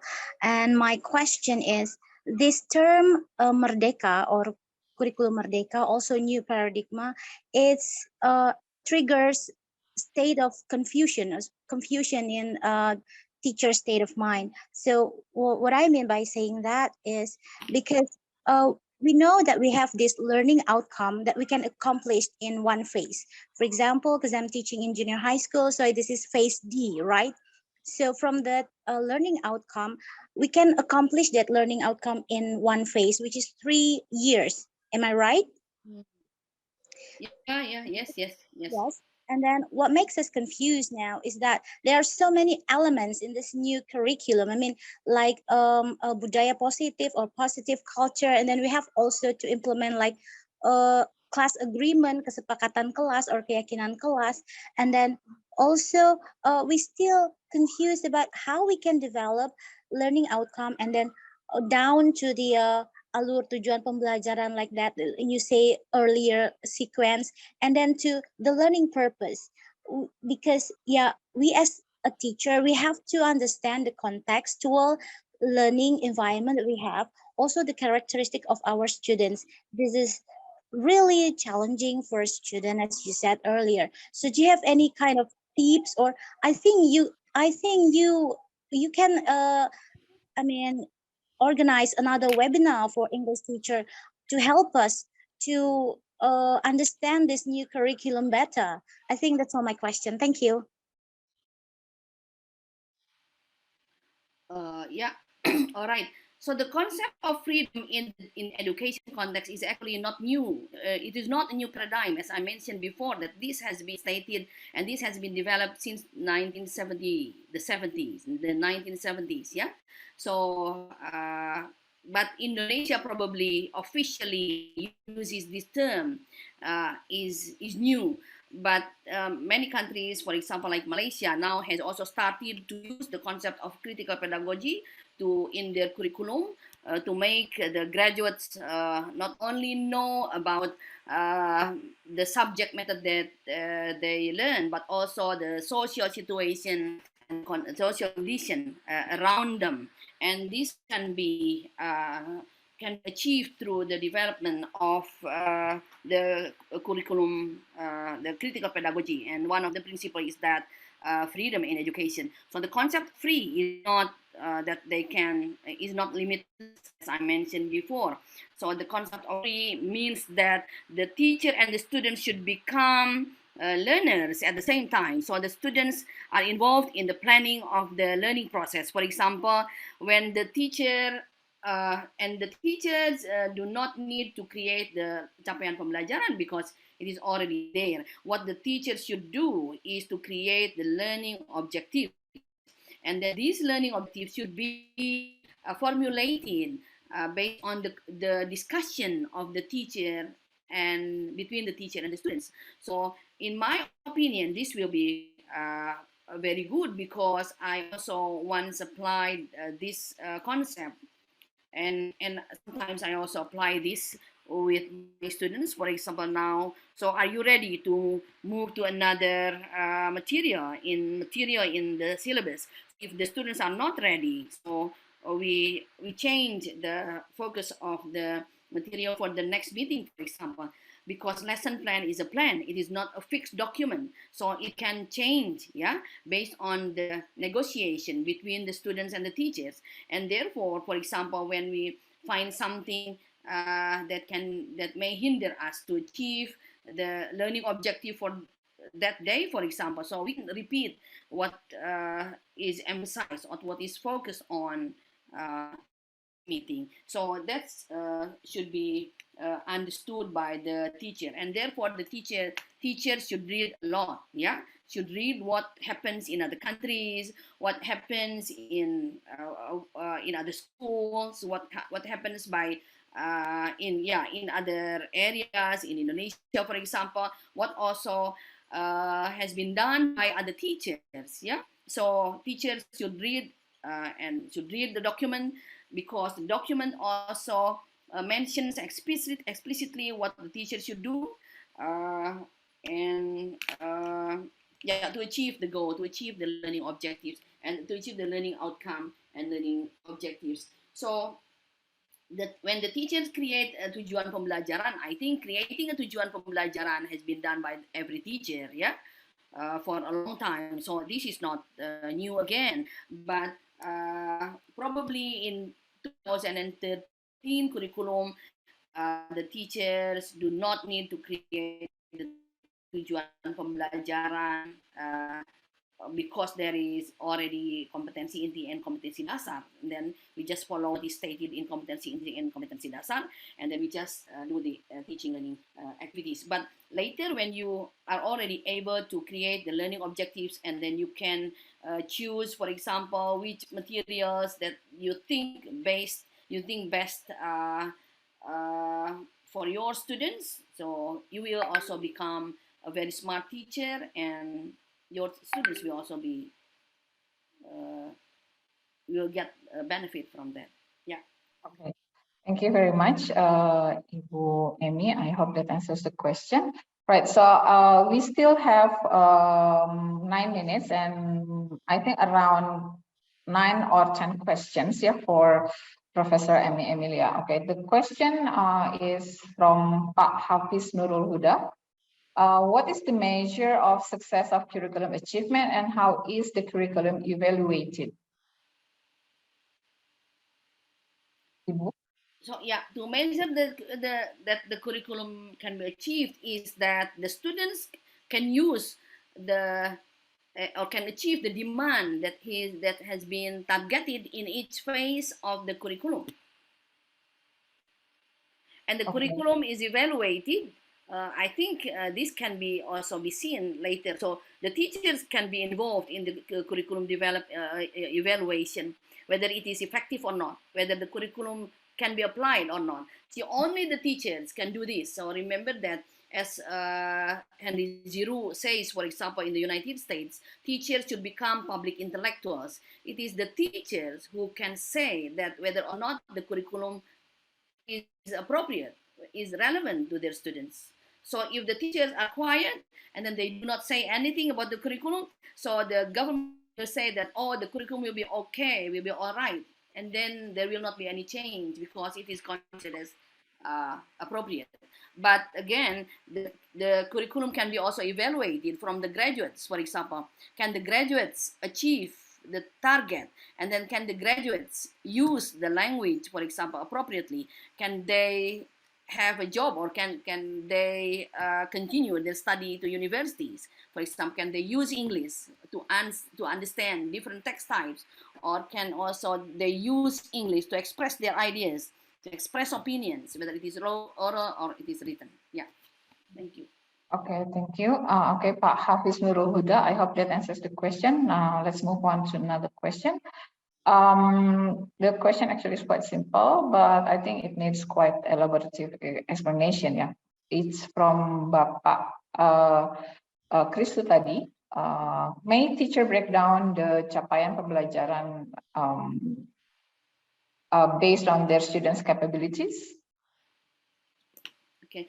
The capaian pembelajaran for each phase has been written by the government, but this is only for one phase. So remember, in one phase there are, for example, one phase E for senior high school is for 3 years. So you can write the capaian pembelajaran for each year. For example, year 10, year 11, year 12 is capaian pembelajaran for year 12 is already there, and then year 10, year 11 you can create it.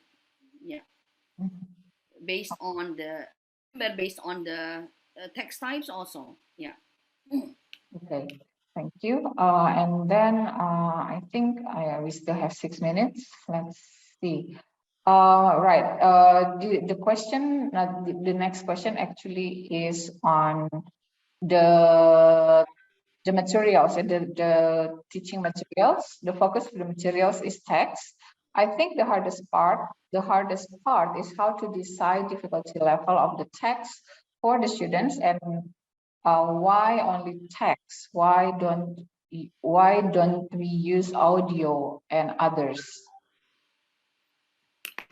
So this is actually a misunderstanding of many teachers, that texts are always to do with written form, written text. Texts are not only written, but as is mentioned in the curriculum, the text can be written, can be spoken, can be visual, can be multimodal. So text can be one word, can also be question mark, for example, and then can be one phrase, one sentence. So for example, when there is a sate seller sate, is that a text? Do you think that it is a text or not? Sate, is that a text? Yeah.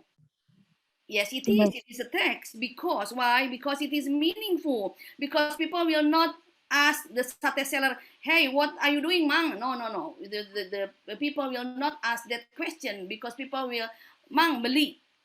It means that is a text which is responding to people. The stop sign, for example, is also a text because with the stop sign, people will stop. So we do not need to ask for any explanation from the police, for example, what should we do? So that is meant by text. So text is a semantic unit. That means that anything that is meaningful, which has a complete meaning to the readers, to the speaker, so that is a text. So a text for a student, for example, students in year 1, for example, can also be one word, can be 2 words. For example, my name is Sinta. My name is Sinta. I am from Bandung. So it is a complete text for that child because it is complete, and then people can respond to it. Yeah. Okay. So yeah. Yeah. Okay. I think one last question. Yeah. This one is quite. This one is intriguing, Ibu Emi. The question is from Pak Hywel. Yeah. Has Kurikulum Merdeka been piloted before being introduced? Udah lah. It has. Yes. Yeah, I think it has been piloted in several schools, which is called before the curriculum, what is called curriculum apa tuh namanya? Curriculum apa? Ada curriculum prototype. Yeah. It has been prototype. Yeah. Yes. Okay. So still. But probably this should be longer. Yeah. The piloting is like in the United States, for example, and also in Australia. So when they developed a new curriculum, so the new curriculum was tried out for 8 years, and then this is also what happened in the United States and also in Australia. So after getting a lot of data and identifying possible problems, and when it was released to public, so all problems have been solved. Yeah. Okay. Emi, izin Ibu, itu maksudnya mungkin pilot project itu apakah sudah pernah sebelum diimplementasikan ke sekolah lain, sudah ada di sekolah tertentu, lalu bagaimana hasilnya dan evaluasinya, Bu? Sudah sih ya, sudah ya. Cuma hasilnya saya tidak tahu ya. Tapi yang jelas sudah ada pilot projectnya di sekolah-sekolah tertentu ya. Ya, oke. I think beberapa sekolah yang dipilih begitu loh. Ada 100 sekolah berapa? Ya, ada sekolah penggerak mungkin ya, Bu, di sekolah penggerak. Iya. Oke, so I think sekolah PK sudah menerapkan kurikulum merdeka, Ibu. Mungkin kita bisa sharing dengan sekolah PK. Yes. Okay. That's a good idea ya. Terima kasih Ibu Sarhiatun. Right, so it's already come to the end actually of the session from the keynote speakers. Thank you very much, Bapak Ibu. Let's give a very big round of applause for Ibu Emi and Pak Hywel once again. Yes, thank you so much. And then I think the biggest challenge is actually how to make teachers or how to help teachers to understand the conception of curriculum sequence, and then also how to make it as it is get along with the language policy in our country. So probably Bu Emi, there are actually some questions about the technicality, how to implement this curriculum Merdeka into practice. Probably later on, TEFLIN West Java and Banten will have the some kind of workshop probably later on, in the next future, hopefully so, because there are teachers who also are eager in knowing the practical or the technicality on the implementation for curriculum Merdeka. Okay, thank you very much. Now we come to the second session, which is the session from invited speakers. Okay, let's see if, okay, I can see that Ibu Neni and Ibu Rini are already here with us. Ibu Neni. Yes, Ibu. Yes. Okay, and also, hello Ibu, nice to meet you. Yeah, again. nice to meet you too. Okay, and I think Ibu Rini is already here as well. Yes, thank you very much. Okay, all right, so I'm Lulul Amalia. I will be chairing the session. Ladies and gentlemen, before we pay attention to what Ibu Neni and Ibu Rini is going to deliver to us or to share with us, allow me to read the short bio for the first invited speaker. Okay, our first invited speaker is Ibu Neni Ratnasari M.Pd. She is an English teacher at Senior High School 1 Marga Asih. Her educational qualifications are as follows. She attained her bachelor degree in English Language Education and Literature from Universitas Bandung and attained her master's degree from English Language Education, Universitas Terbuka. She has been involved as a prominent role in various government programs, such as developing literacy awareness, Kurikulum Merdeka, and also involved in SEAMEO. Her session will last for 30 minutes. She will talk about perangkat ajar kurikulum merdeka.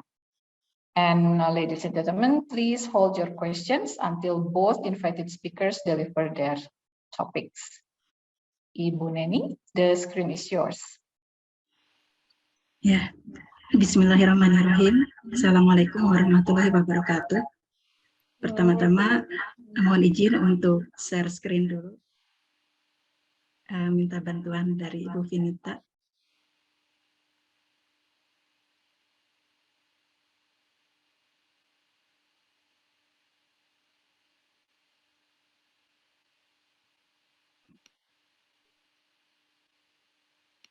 Ya, ya.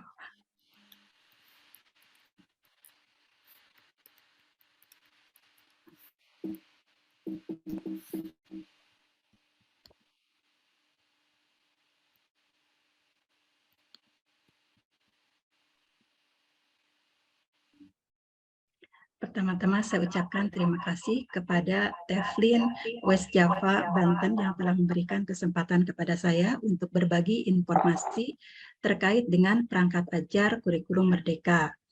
Adapun dasar penyusunan dari kurikulum merdeka ini dimulai dari capaian pembelajaran atau CP. Capaian pembelajaran pada kurikulum 2013 adalah kompetensi inti atau KI. Selanjutnya adalah alur tujuan pembelajaran atau ATP. Padanan pada kurikulum 2013 adalah silabus. Di sini perbedaan antara silabus dengan alur tujuan pembelajaran, di mana pada alur tujuan pembelajaran itu Bapak dan Ibu guru tidak perlu mencantumkan langkah kegiatan pembelajaran seperti halnya yang ada pada silabus. Dan terakhir adalah modul ajar atau MA, di mana padanan pada kurikulum 2013 adalah rencana pelaksanaan pembelajaran atau RPP. Itu. Untuk selanjutnya adalah capaian pembelajaran. Maaf, Ibu. Ini capaian pembelajaran sendiri merupakan kompetensi yang harus dikuasai oleh peserta didik pada akhir fase. Capaian pembelajaran ini terdiri dari 6 fase. Excuse me, Ibu Neni. Can you put it into a slideshow? Oh ya. Jadi slideshow, Ibu, ya. Ya, mangga Bu. Di pojok sebelah kanan, Bu, di bawah. Iya, betul. Ya.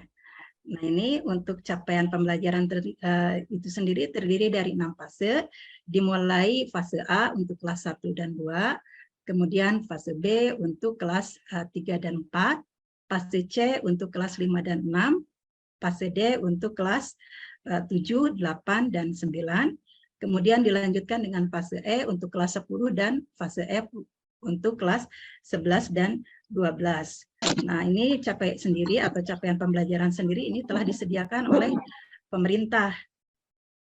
Kumpulan CP pada mata pelajaran atau tiap jenjang ini dapat Bapak dan Ibu unduh atau download pada website dari sekolah penggerak. CP berbeda untuk tiap mata pelajaran. Nah, seperti ini Bapak dan Ibu bisa melihat capaian pembelajaran untuk mata pelajaran bahasa Inggris, di mana fase untuk bahasa Inggris di SMA dimulai dari fase E dan dilanjutkan ke fase E untuk kelas 11 dan 12. Fase itu sendiri memuat atau capaian pembelajaran pada tiap fase itu memuat yang pertama kompetensi yang harus dikuasai oleh peserta didik dan juga materi pembelajaran yang harus dikuasai pada akhir pembelajaran. Nah, untuk selanjutnya di sini fase sendiri ada yang bersifat umum seperti halnya Bapak dan Ibu lihat pada tampilan slide, dan juga ada yang disusun per elemen. Nah, di sini pada fase E ada beberapa elemen yang disampaikan. Di antaranya ada elemen menyimak dan berbicara, kemudian elemen membaca dan memirsa, dan elemen menulis serta mempresentasikan. Nah, pada tiap elemen atau capaian tiap elemen ini, Bapak dan Ibu bisa breakdown untuk menganalisis terkait dengan kompetensi ataupun materi pembelajaran yang harus dikuasai oleh peserta didik pada akhir fase tersebut. Nah, di sini saya sudah membedakan dari warna ini untuk tiap capaian atau tiap capaian kompetensi yang ada di tiap elemen yang nanti akan digunakan sebagai acuan atau sebagai dasar dalam penyusunan alur tujuan pembelajaran. Nah, di sini untuk fase elemen menyimak dan berbicara terdapat 6 ya, 6 kompetensi dan juga ada beberapa materi di sini yang tersurat. Untuk selanjutnya yaitu tentang alur tujuan pembelajaran. Alur tujuan pembelajaran ini merupakan rangkaian dari tujuan pembelajaran yang disusun secara sistematis dari awal sampai akhir, mulai dari awal fase sampai akhir pembelajaran. Gitu. Nah, bagaimana dengan penyusunan alur tujuan pembelajaran? Pada kurikulum Merdeka ini, Bapak dan Ibu diberikan kemerdekaan atau diberikan keleluasaan untuk menyusun alur tujuan pembelajaran. Bapak dan Ibu bisa mengikuti alur tujuan pembelajaran yang standar ditetapkan oleh pemerintah ataupun mengembangkan alur tujuan pembelajaran sendiri.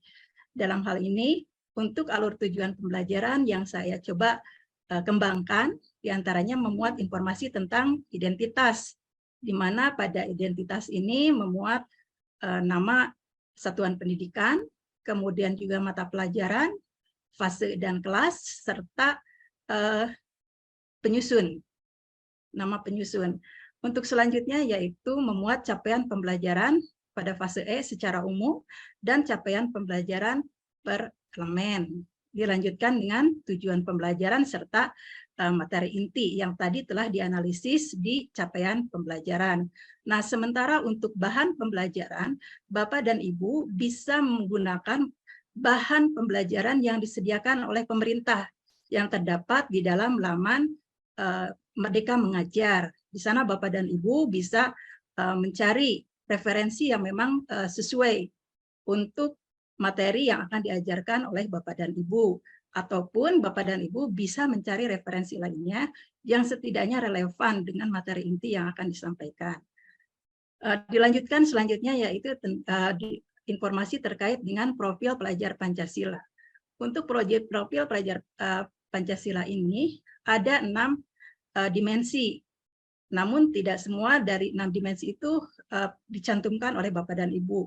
Nah, Bapak dan Ibu cukup mencantumkan di sana elemen atau subelemen yang ada di dalam profil pelajar Pancasila. Pada profil pelajar Pancasila ini terdapat 22 elemen dari 6 dimensi tadi. Untuk selanjutnya adalah perakiraan jam pelajaran. Nah, ini perakiraan jam pelajaran ini disesuaikan dengan tingkat kompleksitas dari materi pembelajaran yang akan disampaikan oleh Bapak dan Ibu. Nah, berikut ini adalah contoh dari capaian pembelajaran atau CP yang disusun sebagai keperluan dari perangkat ajar yang diambil dari capaian pembelajaran yang dikeluarkan oleh pemerintah. Di mana untuk fase ini terdiri dari 3 elemen. Elemen yang pertama adalah menyimak dan berbicara, kemudian elemen yang kedua adalah membaca dan memirsa, kemudian elemen yang ketiga adalah menulis dan mempresentasikan. Nah, di sini terkait dengan tujuan mata pelajaran. Nah, tujuan mata pelajaran yang dicapai oleh peserta didik dalam 1 tahun merupakan jabaran yang harus dicapai oleh peserta didik dalam 1 tahun atau lebih kegiatan pembelajaran. Jadi tujuan pembelajaran ini dapat Bapak dan Ibu susun sesuai dengan kebutuhan dari capaian pembelajaran. Nah, yang kedua adalah deskripsi capaian 3 aspek kompetensi, yakni pengetahuan, keterampilan, dan sikap yang diperoleh siswa dalam 1 atau lebih kegiatan pembelajaran. Nah, untuk rumusan tujuan pembelajaran tidak hanya mencakup tahapan kognitif dan dimensi pengetahuan, tetapi juga mengikutsertakan perilaku capaian seperti kecakapan hidup serta profil pelajar Pancasila. Tadi seperti yang disampaikan oleh Pak Hall sebelumnya, ada hubungannya di sini dengan pengembangan kecakapan abad 21 atau kemampuan literasi peserta didik. Nah, di sini berikutnya adalah contoh dari rumusan tujuan pembelajaran. Nah, di sini saya mengambil contoh pembelajar dapat mengidentifikasi dan menganalisis konteks atau ide pokok dan informasi terperinci dari ragam teks deskripsi, recount, dan report, lisan ataupun tulis yang disajikan dalam bentuk multimoda dalam lingkup minat remaja serta mendemonstrasikan komunikasi efektif dan santun. Pada rumusan tujuan pembelajaran ini memuat 3 aspek. Yang pertama adalah aspek kompetensi, di mana aspek kompetensi itu merupakan kemampuan yang dapat diaktualisasikan dalam produk atau kinerja, baik secara abstrak ataupun konkret. Nah, untuk aspek kompetensi ini, Bapak dan Ibu bisa menggunakan kata kerja operasional. Yang digunakan adalah kata kerja operasional yang dari taksonomi Bloom yang telah direvisi. Nah, Bapak dan Ibu bisa melihat di sana ada kata kerja operasional, mengidentifikasi dan menganalisis.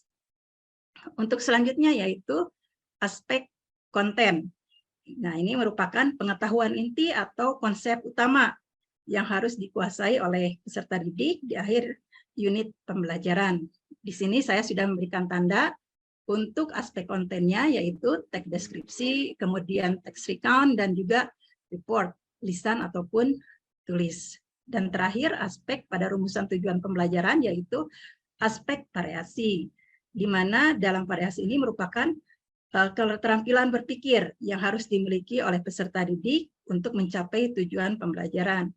Nah, diantaranya adalah pengembangan kecakapan abad 21 tadi dan juga kemampuan literasi. Nah, di sini saya tampilkan juga contoh dari alur tujuan pembelajaran yang saya susun, dimulai dari identitas yang terdiri dari satuan pendidikan, kemudian mata pelajaran, nama penyusun, fase atau kelas, dan juga capaian pembelajaran secara umum. Nah, kemudian di sini saya mengambil contoh 1 elemen, yaitu elemen menyimak dan berbicara. Dengan capaian pembelajaran terdapat 6 ya. Ini ya 6 informasi dari capaian pembelajaran ini terkait dengan kompetensi dan juga materi yang harus dikuasai oleh peserta didik. Nah, setelah melakukan analisis dari CP ini, Bapak dan Ibu bisa melanjutkan ke tujuan pembelajaran. Di sini ada 2 tujuan pembelajaran. tergantung dari elemen yang akan dikembangkan. Nah, di sini kebetulan elemen yang dikembangkan adalah menyimak dan berbicara. Di sini dibagi dua, ada 3 tujuan pembelajaran pada keterampilan menyimak dan juga 3 tujuan pembelajaran pada keterampilan berbicara. Selanjutnya adalah konten materi. Seperti tadi yang saya sampaikan sebelumnya, konten materi ini diambil dari hasil analisis capaian pembelajaran. Dan kemudian selanjutnya adalah profil pelajar Pancasila. Di sini saya hanya mengambil 5 profil pelajar Pancasila yang dianggap sesuai dengan materi yang dikembangkan. Sementara untuk jumlah jam pelajaran pada elemen menyimak dan berbicara ini diperkirakan adalah sekitar 8 jam pelajaran.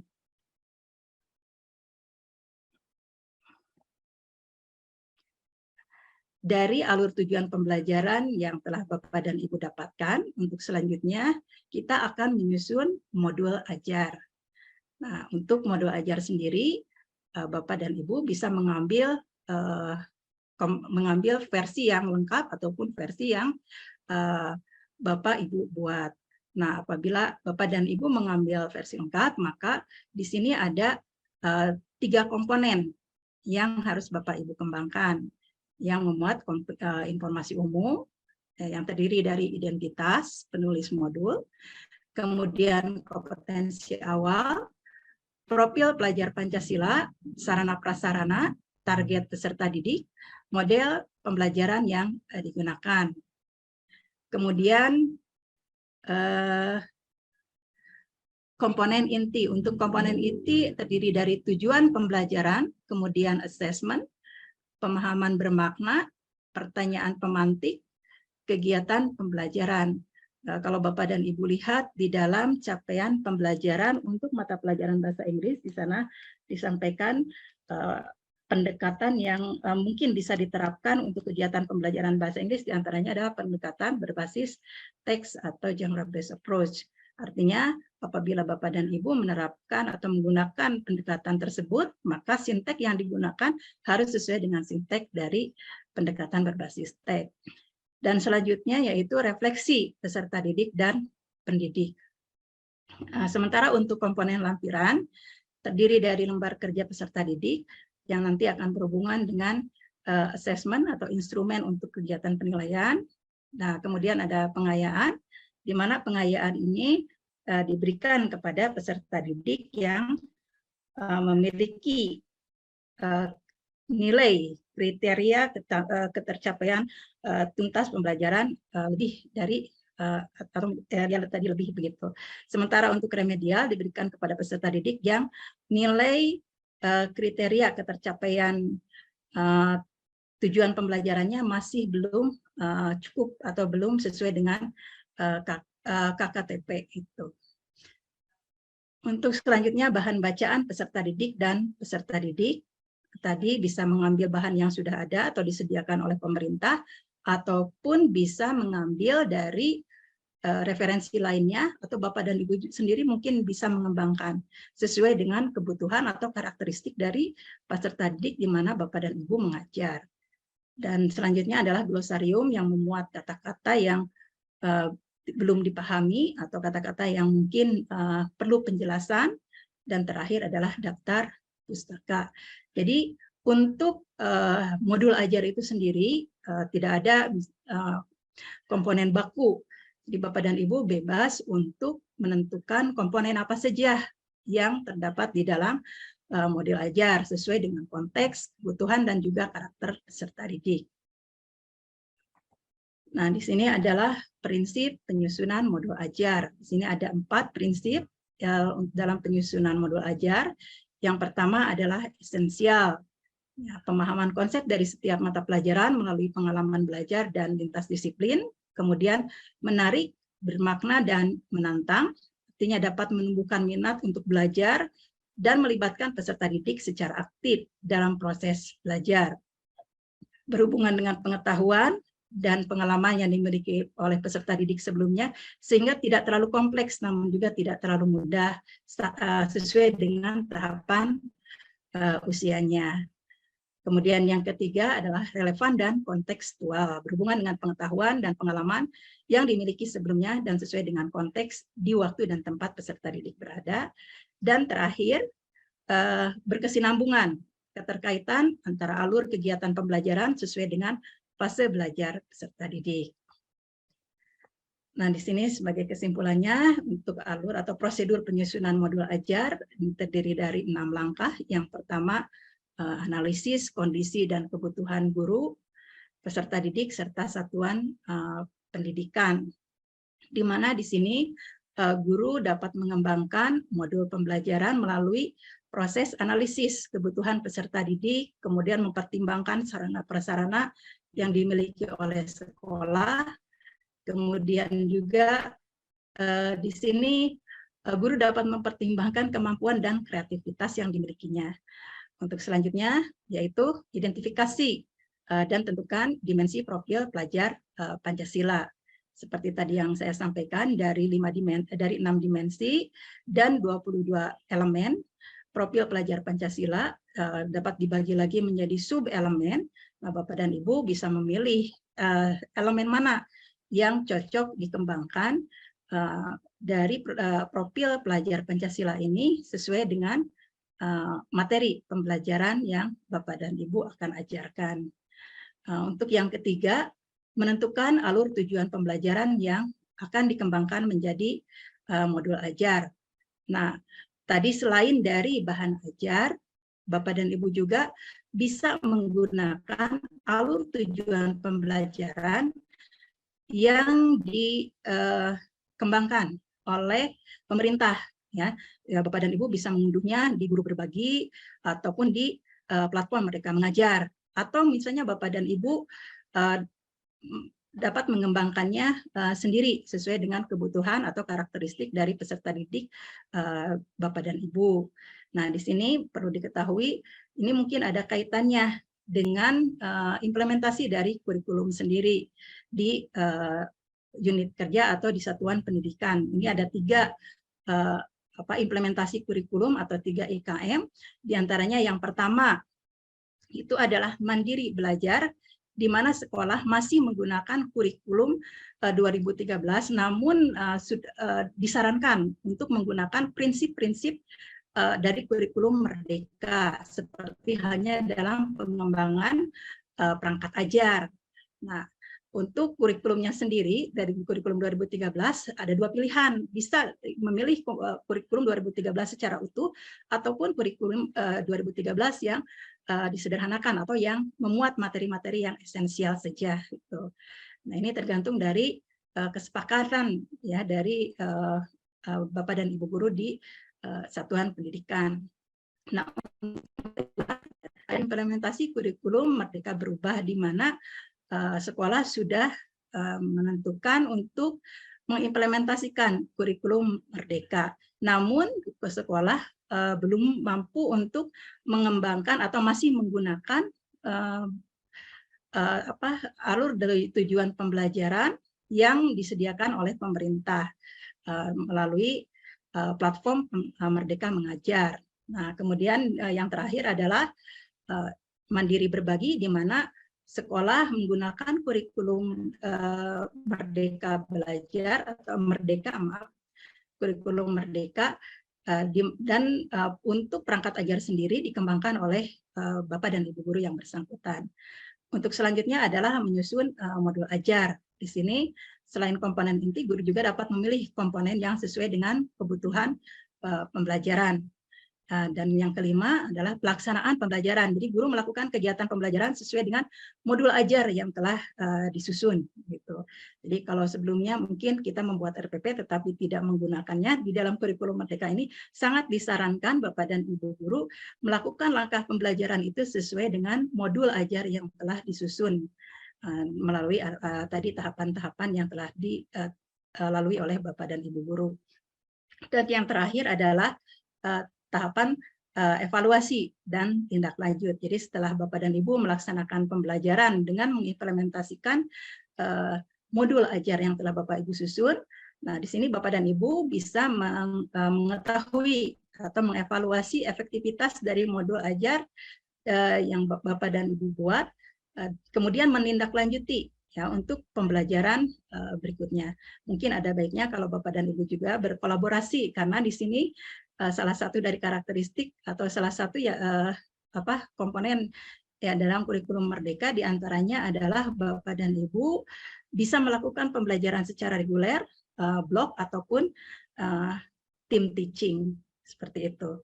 Jadi kesempatan Bapak dan Ibu untuk melakukan perbaikan pembelajaran. Nah, di sini adalah beberapa website yang bisa dijadikan contoh untuk menyusun perangkat ajar yang bisa diakses oleh Bapak dan Ibu. Di antaranya di sini adalah link dari website platform Merdeka Mengajar.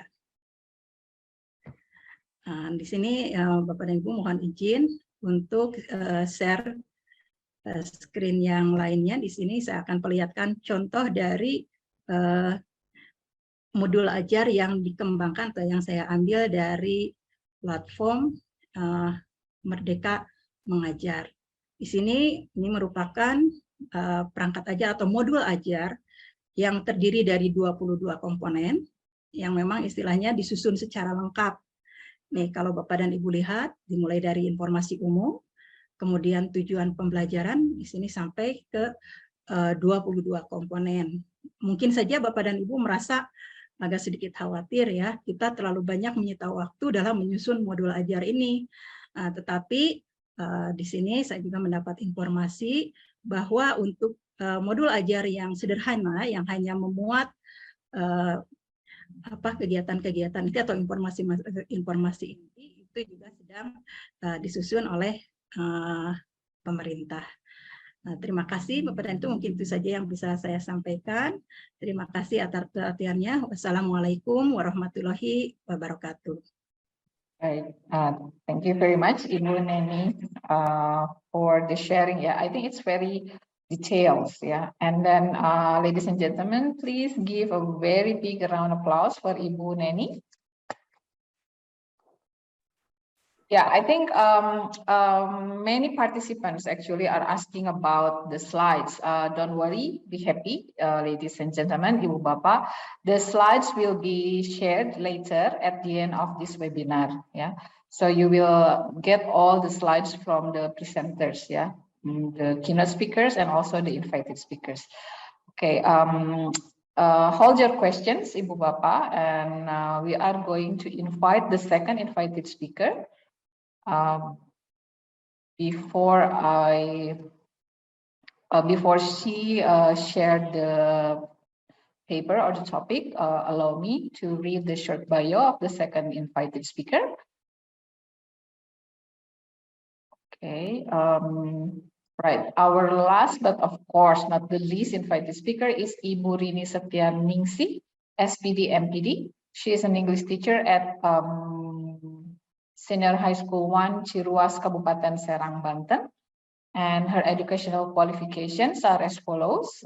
She attained her bachelor degree in English language education from Universitas Sultan Ageng Tirtayasa and attained her master's degree from learning technology from Universitas Sultan Ageng Tirtayasa as well. She has many achievements, such as being one of Guru Berprestasi in 2017, Google Certified Trainer in 2021, and being a prospective Guru Penggerak for Batch 4. And also her session will last for 30 minutes. Once again, let me remind you, Bapak Ibu, ladies and gentlemen, hold your questions until both invited speakers deliver their presentation.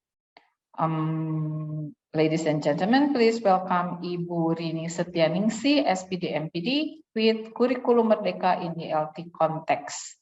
Ibu Rini, the screen is yours. Well, thank you very much, Ibu Dr. Lulu Amalia. Can you hear my voice clearly? Yes. Yes. Okay. Good morning, ladies and gentlemen, Bapak Ibu. I'm so glad to meet you in today's webinar. Assalamualaikum warahmatullahi wabarakatuh. Waalaikumsalam warahmatullahi wabarakatuh.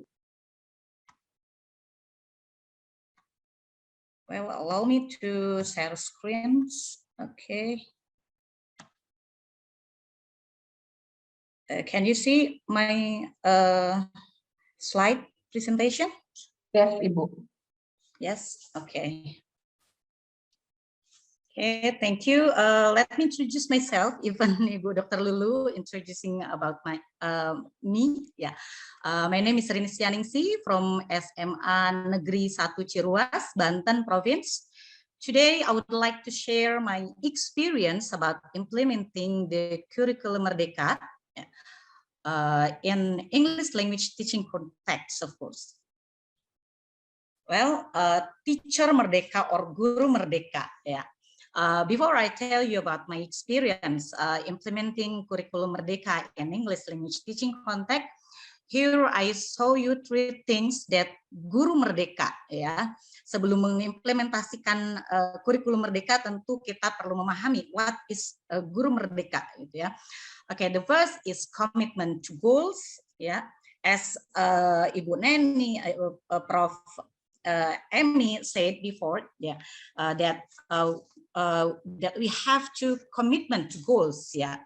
And then the second has independence in teaching methods, and the third is self-reflection regularly.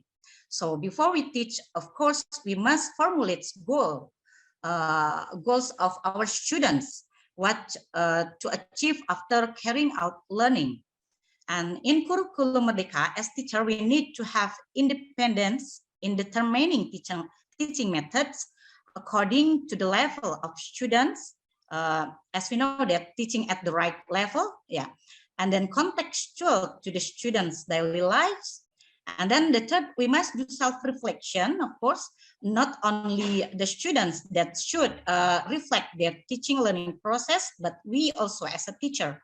It is to look back on the experiences that have been undertaken to be able to draw lessons learned for ourselves and to continue with the preparation of an action plan to reduce the gap that still exists between what we expect from the verse and the reality, of course.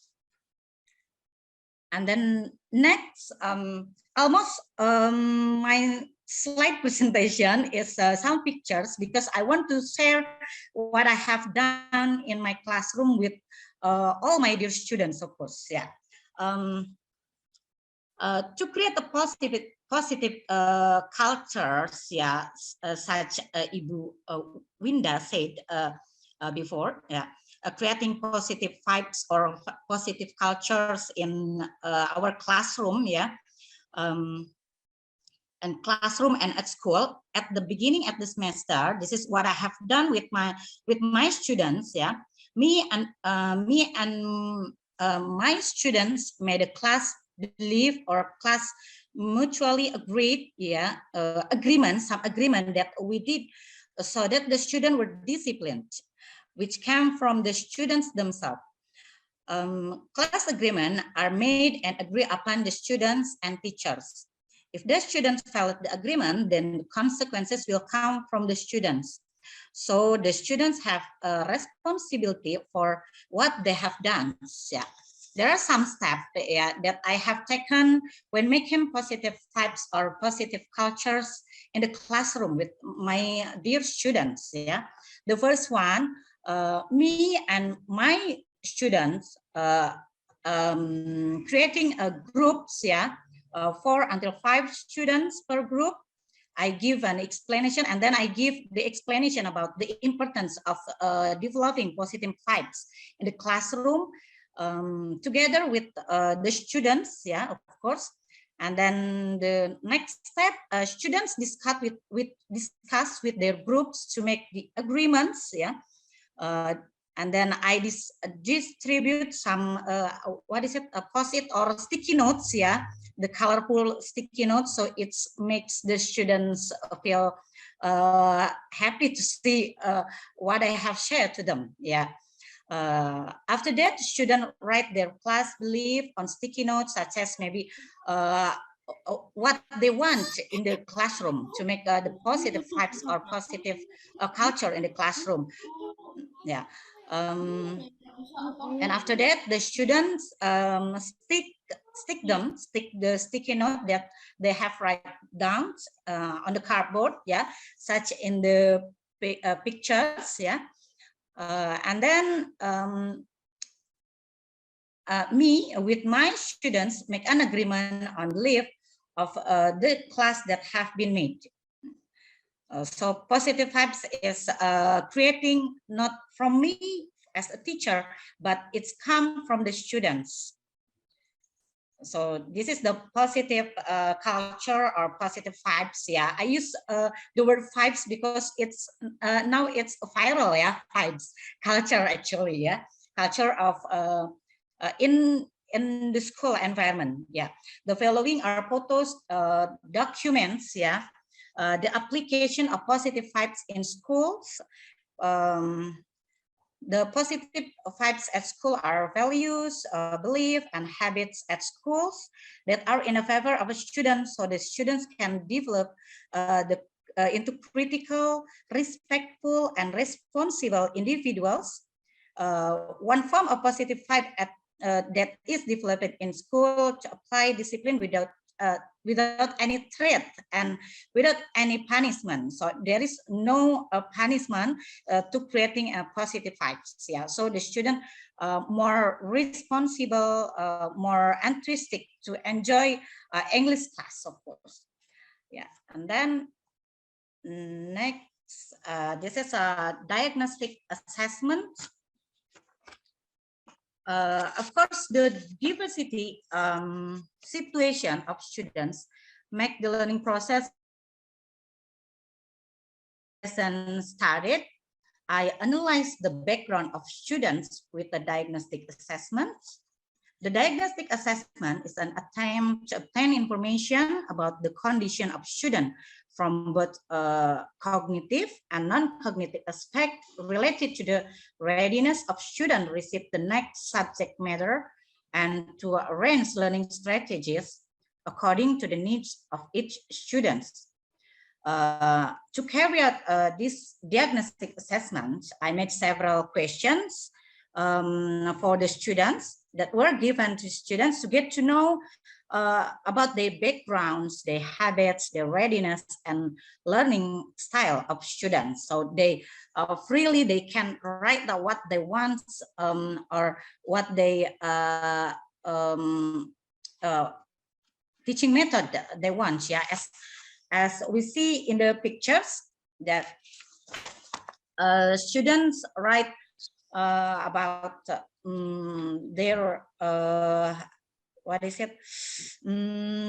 Jadi mereka itu menuliskan apa latar belakang mereka gitu, dapat learning methodnya yang mereka inginkan. Ya, okay. After that, this is a differentiated learning. Differentiation refers to responses that teacher makes to learners, yeah, to learners' needs, and then effective differentiation function on the premise that every student can do some remarkable things with the appropriate guidance and supports. Yeah, teachers can differentiate through a range of instructional and management strategies. So teachers can differentiate content, process, and product according to the student's characteristic of readiness, interest, and of course learning profiles. Yeah. And in my learning activities, I apply differentiated learning that accommodates student learning needs based on the result of diagnostic assessment at the beginning of learning. Ya, jadi saya menerapkan pembelajaran berdiferensiasi ini berdasarkan asesmen diagnostik yang sebelumnya sudah dilakukan. Gitu. Because I believe I believe that the behavior of teachers who are adapted to the condition of students is necessarily needed in situations like this, yeah, including in teaching with diverse condition of students. We cannot give equal treatment to all students. I give students the opportunity, for example, to present what they like, so they become more active in the class, yeah, such as in the pictures, yeah. Some students maybe likes learning by using books, maybe, but some of them likes learning by their gadget, and some of them likes learning with their partner, with their groups, maybe. Yeah, this is the variety of students' works, ya. Ini hasil karya siswa yang beragam karena saya menerapkan pembelajaran berdiferensiasi, ya. The following are the result of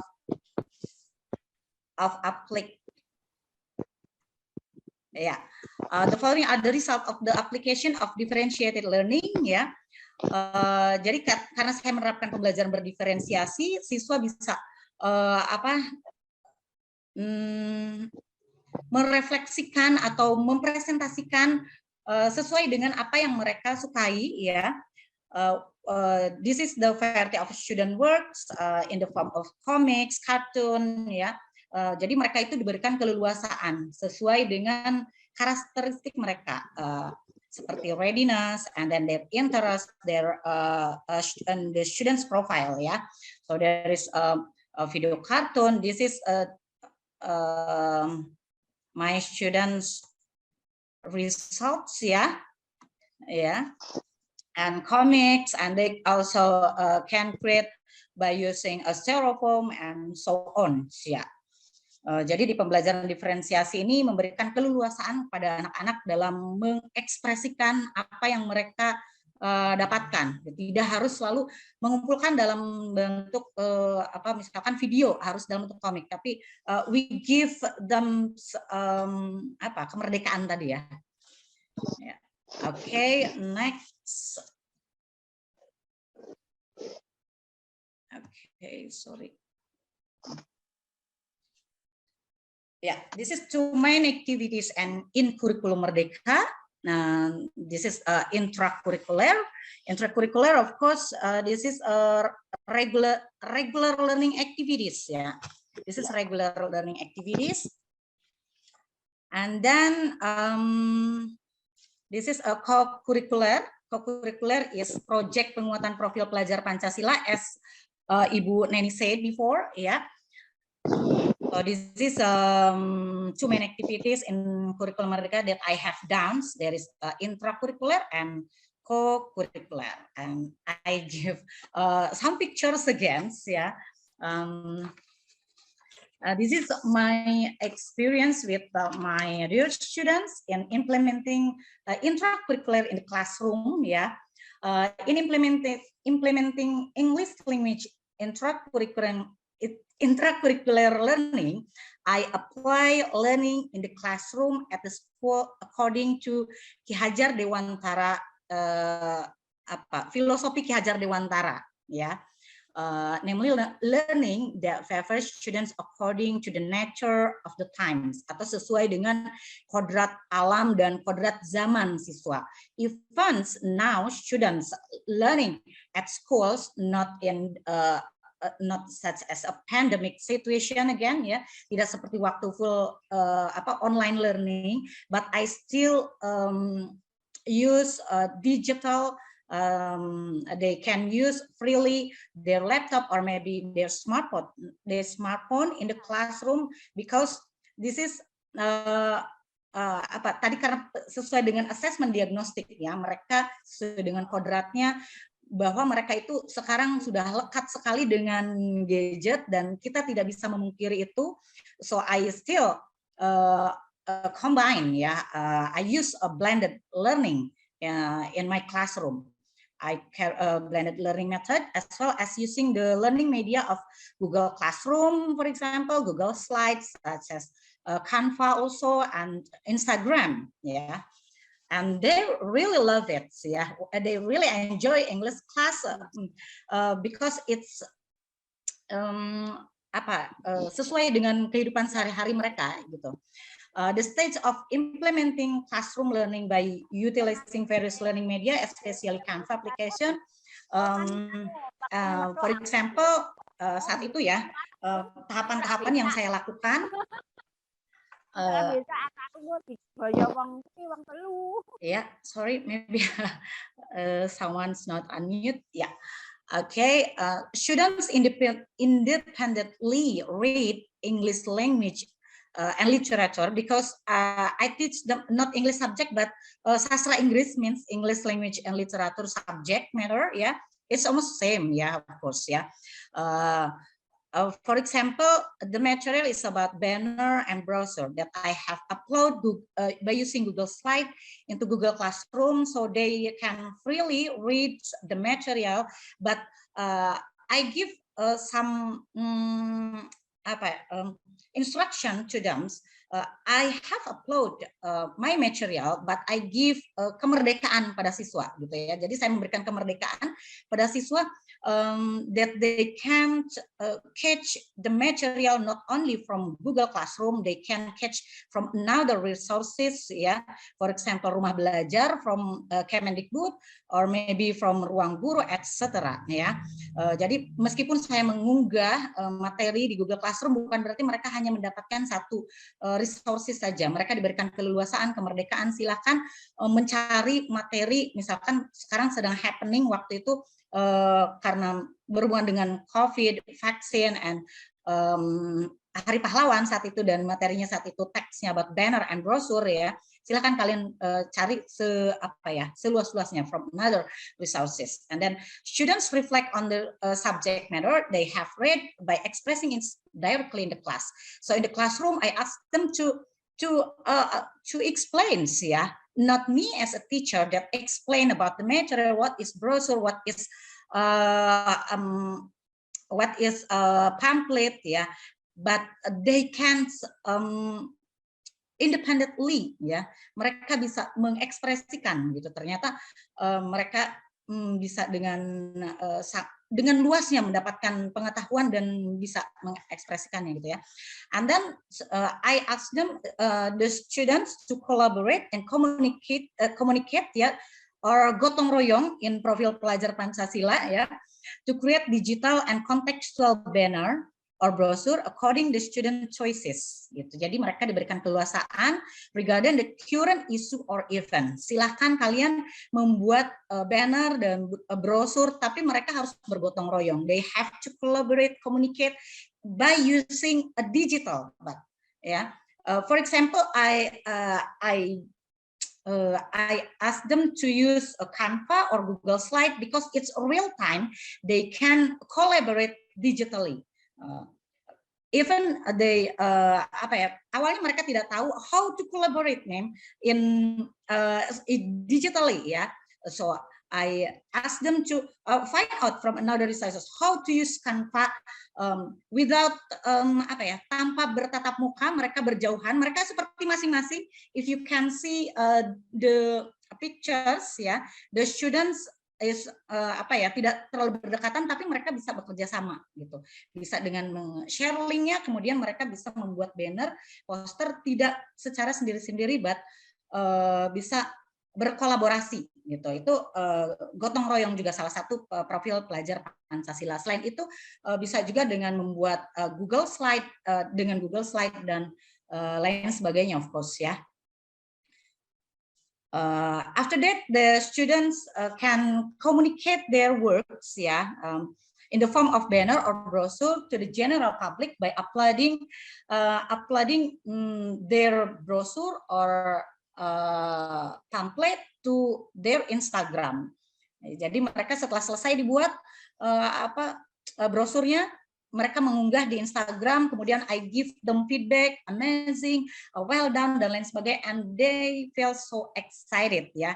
Thank you, ma'am. Oh, mereka itu sangat senang sekali ketika hasil unggahannya diberikan feedback oleh kita sebagai guru, gitu. Sehingga there is an interaction with the teachers, ya. And the teachers not only one resources. I only as a facilitator for the students, of course. This is the students results, ya. Ini hasil karya siswa yang sebetulnya banyak sekali dan sangat bagus-bagus, ya. Brosur hasil karya mereka membuat as a current issue saat itu tentang pahlawan, Hari Pahlawan. Yeah, we know that maybe some students forget about their heroes in Indonesia. Yeah, but after learning about the brochure and how they make their brochure, so they know, oh iya ini Hari Pahlawan, dan mereka ternyata banyak yang tidak mengenal pahlawan-pahlawan Indonesia gitu ya. Nah ini kita perlu memperkenalkannya sehingga ya. Oke, nah ini ada beberapa yang saya screenshot ya, hasil unggahan mereka di Instagram, and I give some feedback for them, and they are very excited of course. Yeah. And then this is a co-curricular, yeah. This is the co-curricular that I have done, yeah. For co-curricular activities, project penguatan profil pelajar Pancasila, I carry out a collaborate project for English subject and PKWU or prakarya and entrepreneurship, ya, prakarya dan kewirausahaan. Jadi untuk mengimplementasikan kegiatan co-curricular, jadi saya berkolaborasi dengan mata pelajaran lainnya to make simply energy conversion technology engineering works by utilizing uses good. Jadi mereka membuat karya yang bermanfaat dengan memanfaatkan barang bekas yang ada di sekeliling siswa, ya. Kemudian mereka bisa menghasilkan karya yang luar biasa ternyata ketika kita memberikan keleluasaan ya atau kemerdekaan pada siswa gitu ya. This is a educational effort for student in managing used goods to be useful, of course, and this is the application of as philosophy Ki Hajar Dewantara, where this activity is very supportive and has an impact on students, of course. Yeah. Okay, this is one of here is one of the students results. Ini salah satu hasil karya siswa yang mereka hasilkan, ya. Just maybe skip maybe ya. Oh iya, sorry ya. Oke, itu saya skip saja mungkin karena I'm worried that about times ya. So I give you slides of course ya. Nanti akan diberikan slides-nya. Nanti Bapak Ibu bisa menyimak sendiri. Mungkin untuk videonya tadi beberapa banyak video yang saya lampirkan, but I can show up because of times of course ya. I'm worried about times, over times ya. Is it too fast, Ibu Lulu? No, actually you still have 5 minutes, Ibu. Don't worry. Okay, it's still have 5 minutes ya.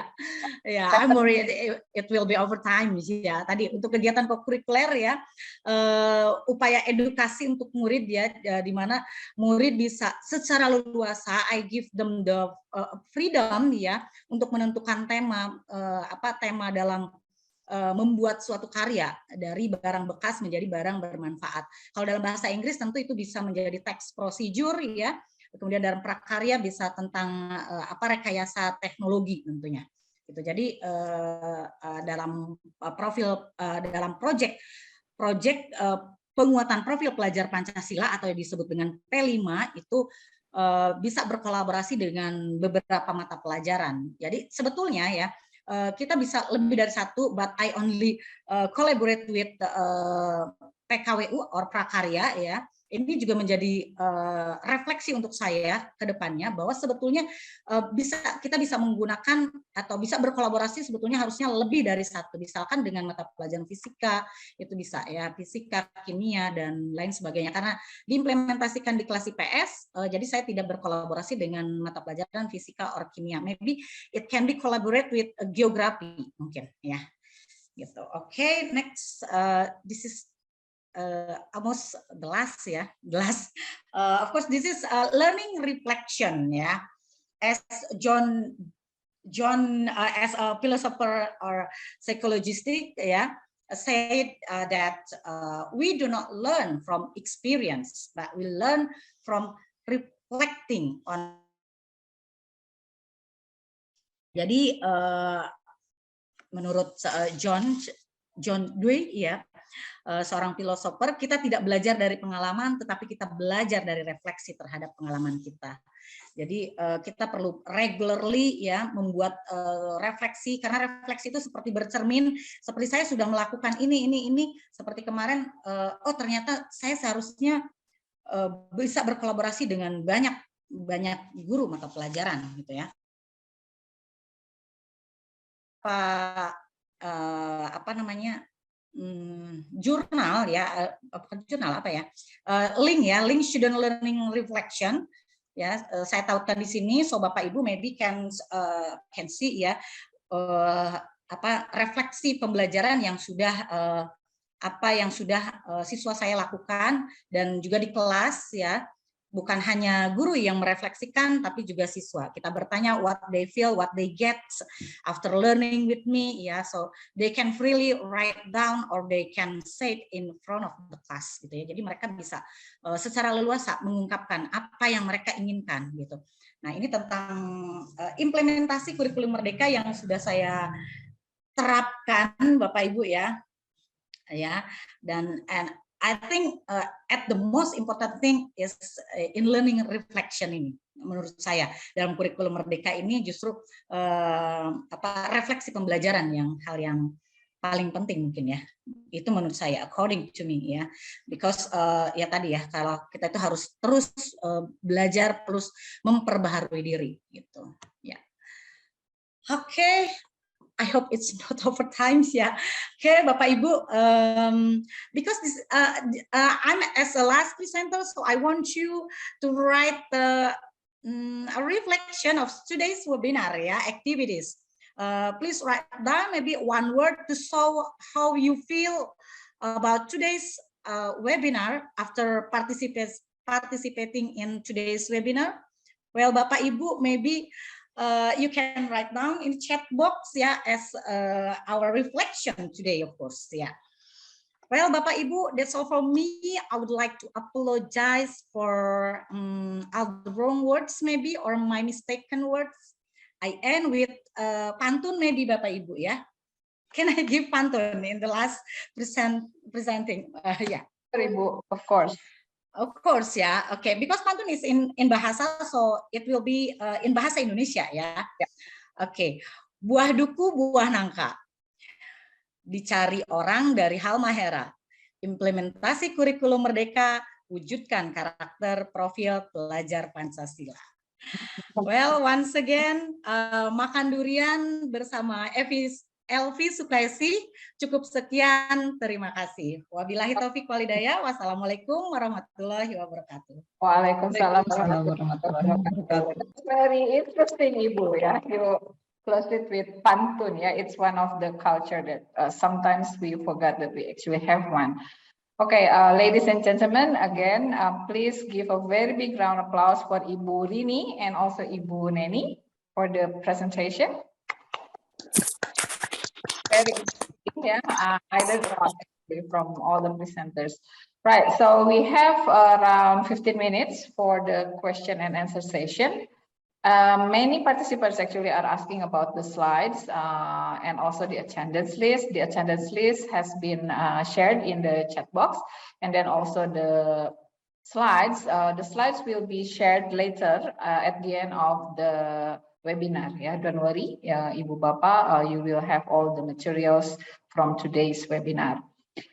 Okay, so I'm going to start with reading the questions. There are many questions actually for both Ibu Neni and Ibu Rini. Yeah, Ibu Neni, are you still with us? Yes, Ibu. Yes. Okay. Thank you. Right. So question number one actually is for Ibu Neni. This one is a question from Ibu Dahlia. Ibu Neni izin bertanya, apakah pertanyaan pemantik itu sama dengan inquiry? Bagaimana pengalaman Ibu dalam memperlengkapi diri mencari modul ajar yang sesuai dengan kebutuhan dan karakteristik murid? Ya, demikian Ibu Neni. Silahkan berkenan untuk menjawab. Ya, terima kasih Ibu Dahlia. untuk tadi ya pertanyaan yang Ibu tanyakan terkait dengan pertanyaan pemantik dan pertanyaan inquiry, sebetulnya ini tidak terlalu jauh berbeda. Pertanyaan dari pemantik itu sendiri adalah pertanyaan yang mampu melibatkan peserta didik nanti dalam aktivitas kegiatan pembelajaran, artinya pembelajaran yang dapat menggiring peserta didik agar terlibat atau berperan aktif di dalam kegiatan pembelajaran dan dapat mengetahui terlebih dahulu materi pembelajaran yang akan dipelajari. Jadi kita juga dapat mengetahui atau mendiagnosa sejauh mana peserta didik mengetahui materi pembelajaran yang akan dipelajari. Nah, sementara untuk yang inquiry itu memang hampir sama begitu ya, untuk pertanyaan inquiry sendiri yang memang bersifat menguji, di mana peserta didik itu sendiri nanti akan menemukan jawaban dari pertanyaan-pertanyaan, atau mungkin ini karena sifatnya open-ended ya Bu ya, jadi pertanyaan untuk pertanyaan inquiry ini memang lebih cenderung merangsang atau merangsang atau memotivasi peserta didik agar mereka nanti juga berperan aktif atau terlibat. Jadi pada intinya kedua-duanya, baik pertanyaan inquiry atau pertanyaan pemantik, memiliki tujuan yang sama, yaitu untuk memotivasi peserta didik terlibat di dalam materi pembelajaran yang akan dipelajari atau disampaikan. Nah, untuk pertanyaan yang kedua yaitu terkait dengan kebutuhan pengembangan dari modul ajar sendiri. Biasanya sebelum pengembangan modul ajar itu kita meluangkan waktu untuk melaksanakan tes diagnostik dulu ya Bu ya. Untuk pelajaran bahasa biasanya kalau saya sendiri karena mengajar di kelas 10, otomatis belum mungkin di sini itu bertemu sebelumnya dengan anak-anak di kelas di tahapan yang sebelumnya yaitu di SMP. Jadi biasanya saya meminta mereka untuk menuliskan atau menulis ya tentang pengalaman atau misalnya hal-hal yang mereka minati begitu. Tetapi harus ditulisnya dengan menggunakan bahasa Inggris. Nah, di sana itu akan beragam hasilnya, di mana ada peserta didik yang memang istilahnya hanya menuliskan sedikit atau mungkin tidak sama sekali dalam bahasa Inggris, ya ada yang mungkin menggunakan 30% bahasa Inggris, 70%-nya bahasa Indonesia, ada yang mungkin sudah mampu menggunakan bahasa Inggris. Nah, dari situ kita dapat mempersentase gitu ya. Jadi berapa persen jumlah yang memang siswa sudah memiliki kemampuan dalam menulis bahasa Inggris, kemudian juga yang belum atau sama sekali memang istilahnya tidak mungkin belum mampu untuk yang menuliskan dalam bahasa Inggris. Nah, dari situ kita dapat menyesuaikan seperti apa modul ajar yang kita kembangkan. Mungkin ada baiknya juga kita mempertimbangkan topik dari materi pembelajaran yang akan kita sampaikan kepada anak-anak, sebaiknya memang topik yang terkait dengan lingkungan terdekat dari peserta didik, gitu, sehingga mereka lebih mudah istilahnya dalam melakukan pembelajaran dari materi yang disampaikan. Namun tadi seperti yang disampaikan juga, ya materinya tidak terlalu mudah juga, jadi disesuaikan dengan tahapan berpikir dari peserta didik kita. Mungkin itu Bu Dahlia, mudah-mudahan bisa menjawab pertanyaannya. Yeah, thank you very much, Ibu Neni. Yeah, hopefully that answers the question. I think if any one of you would like to discuss more about Kurikulum Merdeka and how to implement it in your classroom, you may contact the speakers, yeah, after the webinar personally. Okay, there is also another question, Ibu Neni, from Ibu Luciana. Di sekolah kami ada diskusi tentang konten yang akan diajarkan di tahunnya ajaran yang akan datang. Seperti yang disampaikan Ibu Neni, guru-guru kami menganggap bahwa kami boleh memilih antara K13, K13 darurat, dan kurikulum merdeka. Namun pengawas memutuskan untuk memilih konten dari kurikulum merdeka saja. Tanggapan Ibu Neni bagaimana? Ya. So what do you think, Ibu? Mohon diulang dulu, kebetulan kurang jelas pertanyaannya. Oke. Di sekolah kami ada diskusi tentang konten yang akan diajarkan di tahun ajaran yang akan datang. Menurut Ibu Luciana, guru-guru di sekolahnya menganggap bahwa boleh memilih antara K13, kurikulum 13, kurikulum 2013 darurat, dan kurikulum merdeka. Namun pengawas memutuskan untuk memilih konten dari kurikulum merdeka saja. Ibu Luciana ingin mengetahui tanggapan Bu Neni terhadap situasi ini. Ya. untuk penggunaan dari kurikulum sendiri ya Bu, apakah kita menggunakan kurikulum merdeka ataupun kurikulum darurat, kurikulum 2013, itu kan ada pengajuan khusus itu Bu. Jadi kita mengajukan ke Kemdikbud ya untuk penerapan dari IKM-nya sendiri begitu. Nah, hal yang terkait dengan konten memang tidak ada perbedaan, maksudnya gini, tidak ada perbedaan secara signifikan antara konten materi yang terdapat di dalam kurikulum darurat dan konten materi di dalam kurikulum merdeka, karena memang di sini di kurikulum 2013 itu sendiri hanya memuatkan materi yang esensial, sama halnya dengan capaian pembelajaran yang ada di dalam kurikulum merdeka. Jadi mungkin di sini saya juga mungkin hanya di sini mungkin sebagai outsider ya Bu ya, hanya memberikan pandangan begitu. Bagi saya memang di sini ada hubungannya dengan stakeholder juga ya Bu ya, ini harus harus dibicarakan bersama gitu, karena ini merupakan keputusan yang harus diputuskan bersama-sama itu. Jadi disepakati Bapak dan Ibu, mungkin di sekolah ada MGMP ya, ada sebaiknya mungkin di sini disepakati bersama. Kalau tadi ada usulan dari pengawas, sebetulnya dari konten tadi tidak ada mungkin di sini tidak ada perbedaan signifikan. Nah, kita bisa menerapkan secara karakteristiknya yang dimiliki oleh kurikulum merdeka, walaupun kita masih menggunakan kurikulum 2013 gitu. Itu Bu. Baik, terima kasih Ibu Rini, Ibu Luciana. I hope that answers the question ya. Now actually there are questions also for the second invited speakers, Ibu Rini. Okay, number one actually Ibu Rini, berhubungan dengan pembelajaran berdiferensiasi, bagaimana strategi mengajar siswa yang memiliki cara belajar dan kemampuan yang berbeda di kelas yang sama dan dalam waktu yang sama? Silakan Ibu Rini. Baik, terima kasih Ibu Lulu, terima kasih atas pertanyaannya.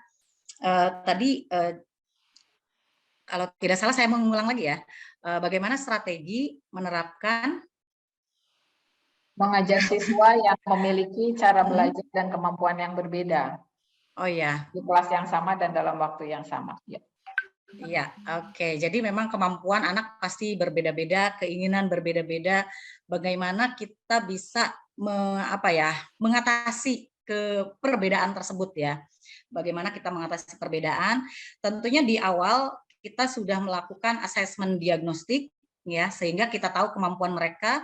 Asesmen diagnostik itu bukan hanya untuk melihat non kognitifnya saja, tapi juga ada kognitif. Jadi seperti bukan pretest ya, asesmen kognitif itu, tapi untuk mengetahui kemampuan awal mereka saja dengan beberapa pertanyaan pemantik tadi, mungkin seperti kata Bu Neni itu ya, yang ditanyakan ke Ibu Neni tadi ya. Jadi ada beberapa pertanyaan pemantik yang kita tanyakan ke siswa, sehingga mereka nanti akan terkelompokkan. Jadi tidak mungkin juga kita mengajar satu kelas misalkan ada 36 siswa dengan 36 metode gitu kan.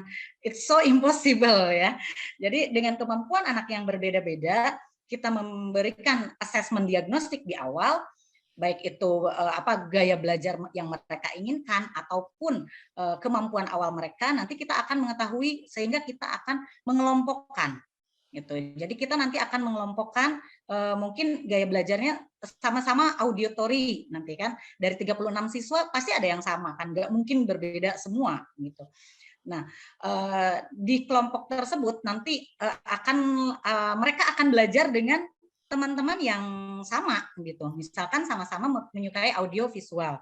Nah, jadi kita asesmen diagnostik terlebih dahulu, kemudian membuat kelompok ya. Kelompok sesuai berdasarkan minat yang sama, kemudian gaya belajar yang sama. Nah, kemudian kita kan hanya sebagai fasilitator. Jadi kita tidak ngajar dengan berbagai metode di kelas.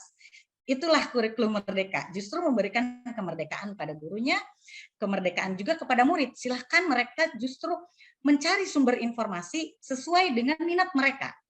Misalkan saya mengajar tentang report text misalkan ya, tentang report text.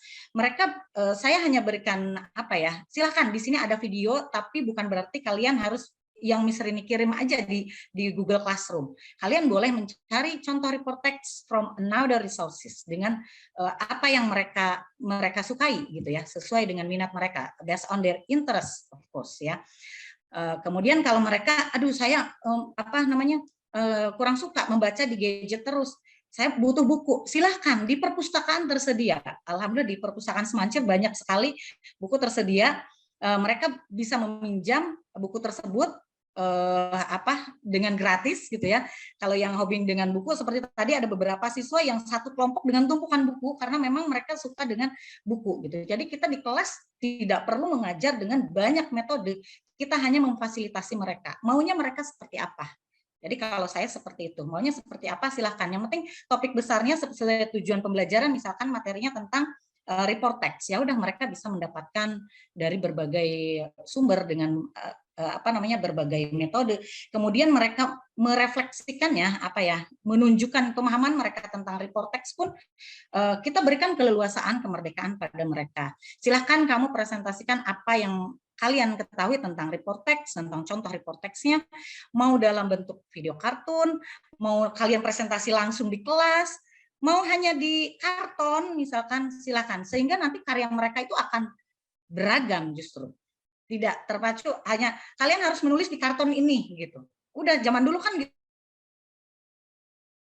Dengan sampai judulnya disamakan dan lain sebagainya. Karena pembelajaran berdiferensiasi kita memberikan keleluasaan pada mereka. Justru ini membuat siswa merdeka, gurunya juga merdeka. Kita nggak perlu mikirin metodenya harus gimana ini. Banyak anak. Silahkan, kita hanya memfasilitasi mereka bagaimana kelas itu yang penting tetap kondusif, tentunya positif vibes ya, atau positif, budaya positif gitu ya, membuat budaya positif. Jadi meskipun banyak berbeda-beda, mereka tetap bisa ingat lagi dengan keyakinan kelas yang sudah dibuat, agreement-nya, kesepakatannya, kelas tetap kondusif meskipun mereka berkelompok dengan metode gaya belajar mereka seperti itu. Semoga pertanyaannya menjawab. Jawabannya menjawab pertanyaan ya. Ya, semoga jawabannya menjawab pertanyaan dari semoga jawabannya menjawab pertanyaan. Oke. Terima kasih. Terima kasih Bu Rini. Ya, ini masih ada beberapa pertanyaan. Ini waktunya masih tinggal 3 menit lagi, so I need to select the question. Pertanyaan yang berikutnya masih untuk Ibu Rini. Bagaimana asesmen pada pembelajaran berdiferensiasi? Ya. Ya, asesmen atau penilaian berarti ya dalam pembelajaran berdiferensiasi. Tentunya kalau asesmen itu sebetulnya sama. Apa yang ingin kita nilai? Apakah yang sesuai dengan tujuannya, sesuai dengan tujuan pembelajaran. Jadi kita harus formulate dulu tujuannya, siswa itu pengennya apa gitu kan. Nanti baru asesmennya sesuaikan dengan tujuannya. Bukan berarti kalau mereka mengumpulkannya dalam bentuk video, terus nilainya akan lebih bagus dibandingkan anak yang presentasi di depan kelas gitu ya.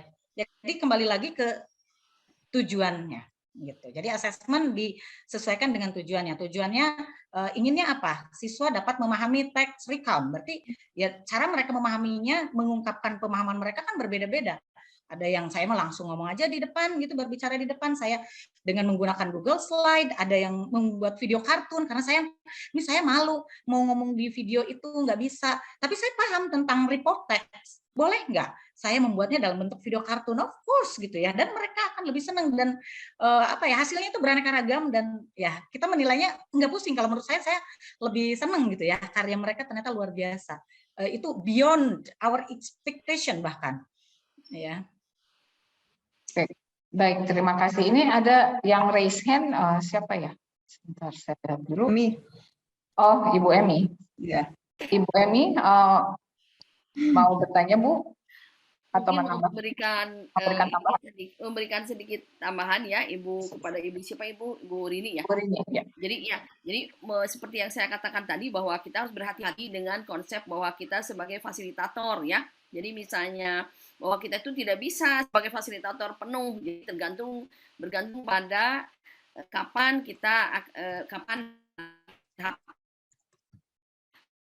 Kalau misalnya anak sudah pada tahu, sudah bisa, ya itu mungkin bisa kita sebagai fasilitator. Jadi jangan sampai nanti guru-guru tuh datang seperti CTA itu, jadi cetrek leos, jadi artinya tidak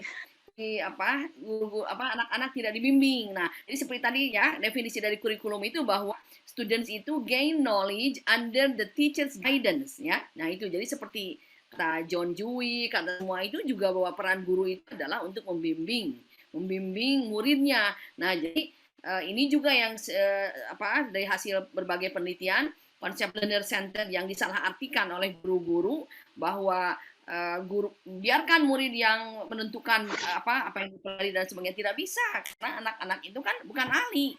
Nah, jadi dia tidak tahu bahwa misalnya ketika belajar misalnya recount itu harus ada apa, kemudian bagaimana unsur bahasannya, dia belum tahu karena ini bukan pengetahuan yang akan diperoleh oleh seseorang yang diberikan oleh Tuhan. Setiap orang tidak bisa, itu harus diajarkan secara eksplisit. Nah, di sini makanya guru perlu mengajarkan secara eksplisit hal-hal seperti itu. Nah, setelah mereka menjadi independen, maka kita bisa mengatakan bahwa kita sebagai fasilitator. Jadi pasti ada satu tahap ketika guru itu menjelaskan, ketika guru itu membimbing, ya. Jadi seperti di mahasiswa, misalnya mahasiswa yang IPK-nya tinggal 3,8 sekalipun, ketika misalnya mereka menulis sesuatu itu perlu bimbingan, ya. Dan mereka senang ketika dibimbing oleh kita, ketika mendapatkan feedback dari kita. Jadi tidak ada mahasiswa doktor sekalipun itu masih terus harus dibimbing, mahasiswa S2 itu harus tetap dibimbing, ya. Karena itu jadi konsep bahwa biarkan anak-anak belajar sendiri mungkin perlu dihati-hatii, karena jangan sampai nanti anak-anak guru-guru misalnya sudahlah ya terserah mereka, tidak bisa itu ya. Jadi itu harus dihati-hati. Ya, terima kasih. Oke, thank you. Oh ya, terima kasih Ibu Emi, boleh menambahkan juga ya. Seperti tadi misalkan tentang materi brosur, banner, tetap memang kita terlebih dahulu menguploadnya gitu ya, tetap mengunggah. Tapi mengunggah materi tersebut bukan berarti mencari seluas-luasnya. Jadi kita juga tetap memberikan memberikan insight juga. Bukan berarti gurunya nggak ngapa-ngapain. Kita mengunggah, silakan ini materi yang Ibu berikan, tapi mereka bisa mencari lebih banyak lagi from another resources. Jadi kita memang sebagai guidance, of course ya, kita bukan berarti melepaskan semerdeka-merdekanya siswa. Ya, terima kasih Prof. Emi. Ya. Yeah, okay. Unfortunately, the discussion session is we would like to say thanks again for all the presenters. Could you please give applause for all the presenters, everyone, ladies and gentlemen? The sessions are very informative and stimulating. Yeah, we have some questions, and then also there are questions to be answered, discussion, sharing materials, and other things that we can do during the webinar. Thank you so much for all the presenters and the audience. Hopefully the presentation will be beneficial for everybody. Thank you for your attention. Now I hand it over to you again, Ibu Dina. Okay, thank you very much, Dr. Lulu Laila. What a very fruitful and insightful presentations and discussions. What I can personally learn from the webinars that whatever the curriculum is, it is the teacher who are required to keep updating the knowledge and skills. Be flexible and open-minded to any change of the curriculum. Long life learning is not only for students, but also for teachers. Thank you very much to all presenters, our speakers, to the organizing committee, and also the participant. The certificates of attendance will be sent to your registered email account within 5 to 10 days. TEFLIN West Java Province would warmly invite you to join the next event held by TEFLIN West Java Province. Okay, let's close the webinar by saying Hamdalah. Alhamdulillah. Okay, thank you very much. I'll see you in the next event. Bye. Thank you. Goodbye, everyone. Thank you. Goodbye. Thank you, everyone. I see you again. Bye. Thank you. Bye. Thank you. Terima kasih kepada semua presenters, juga participants. Thank you very much. Saya tidak tahu kenapa ini padahal videonya on, tapi tidak ada. Jadi gelap, Prof. Ya, tidak tahu kenapa. I'm still here actually. Thank you very much everybody, participants, and the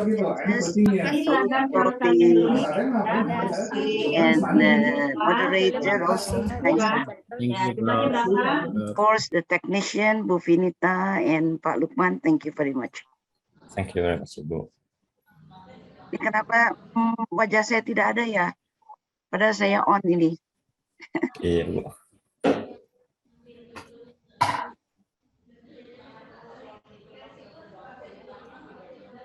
Bisa ditutup dari ini Boleh.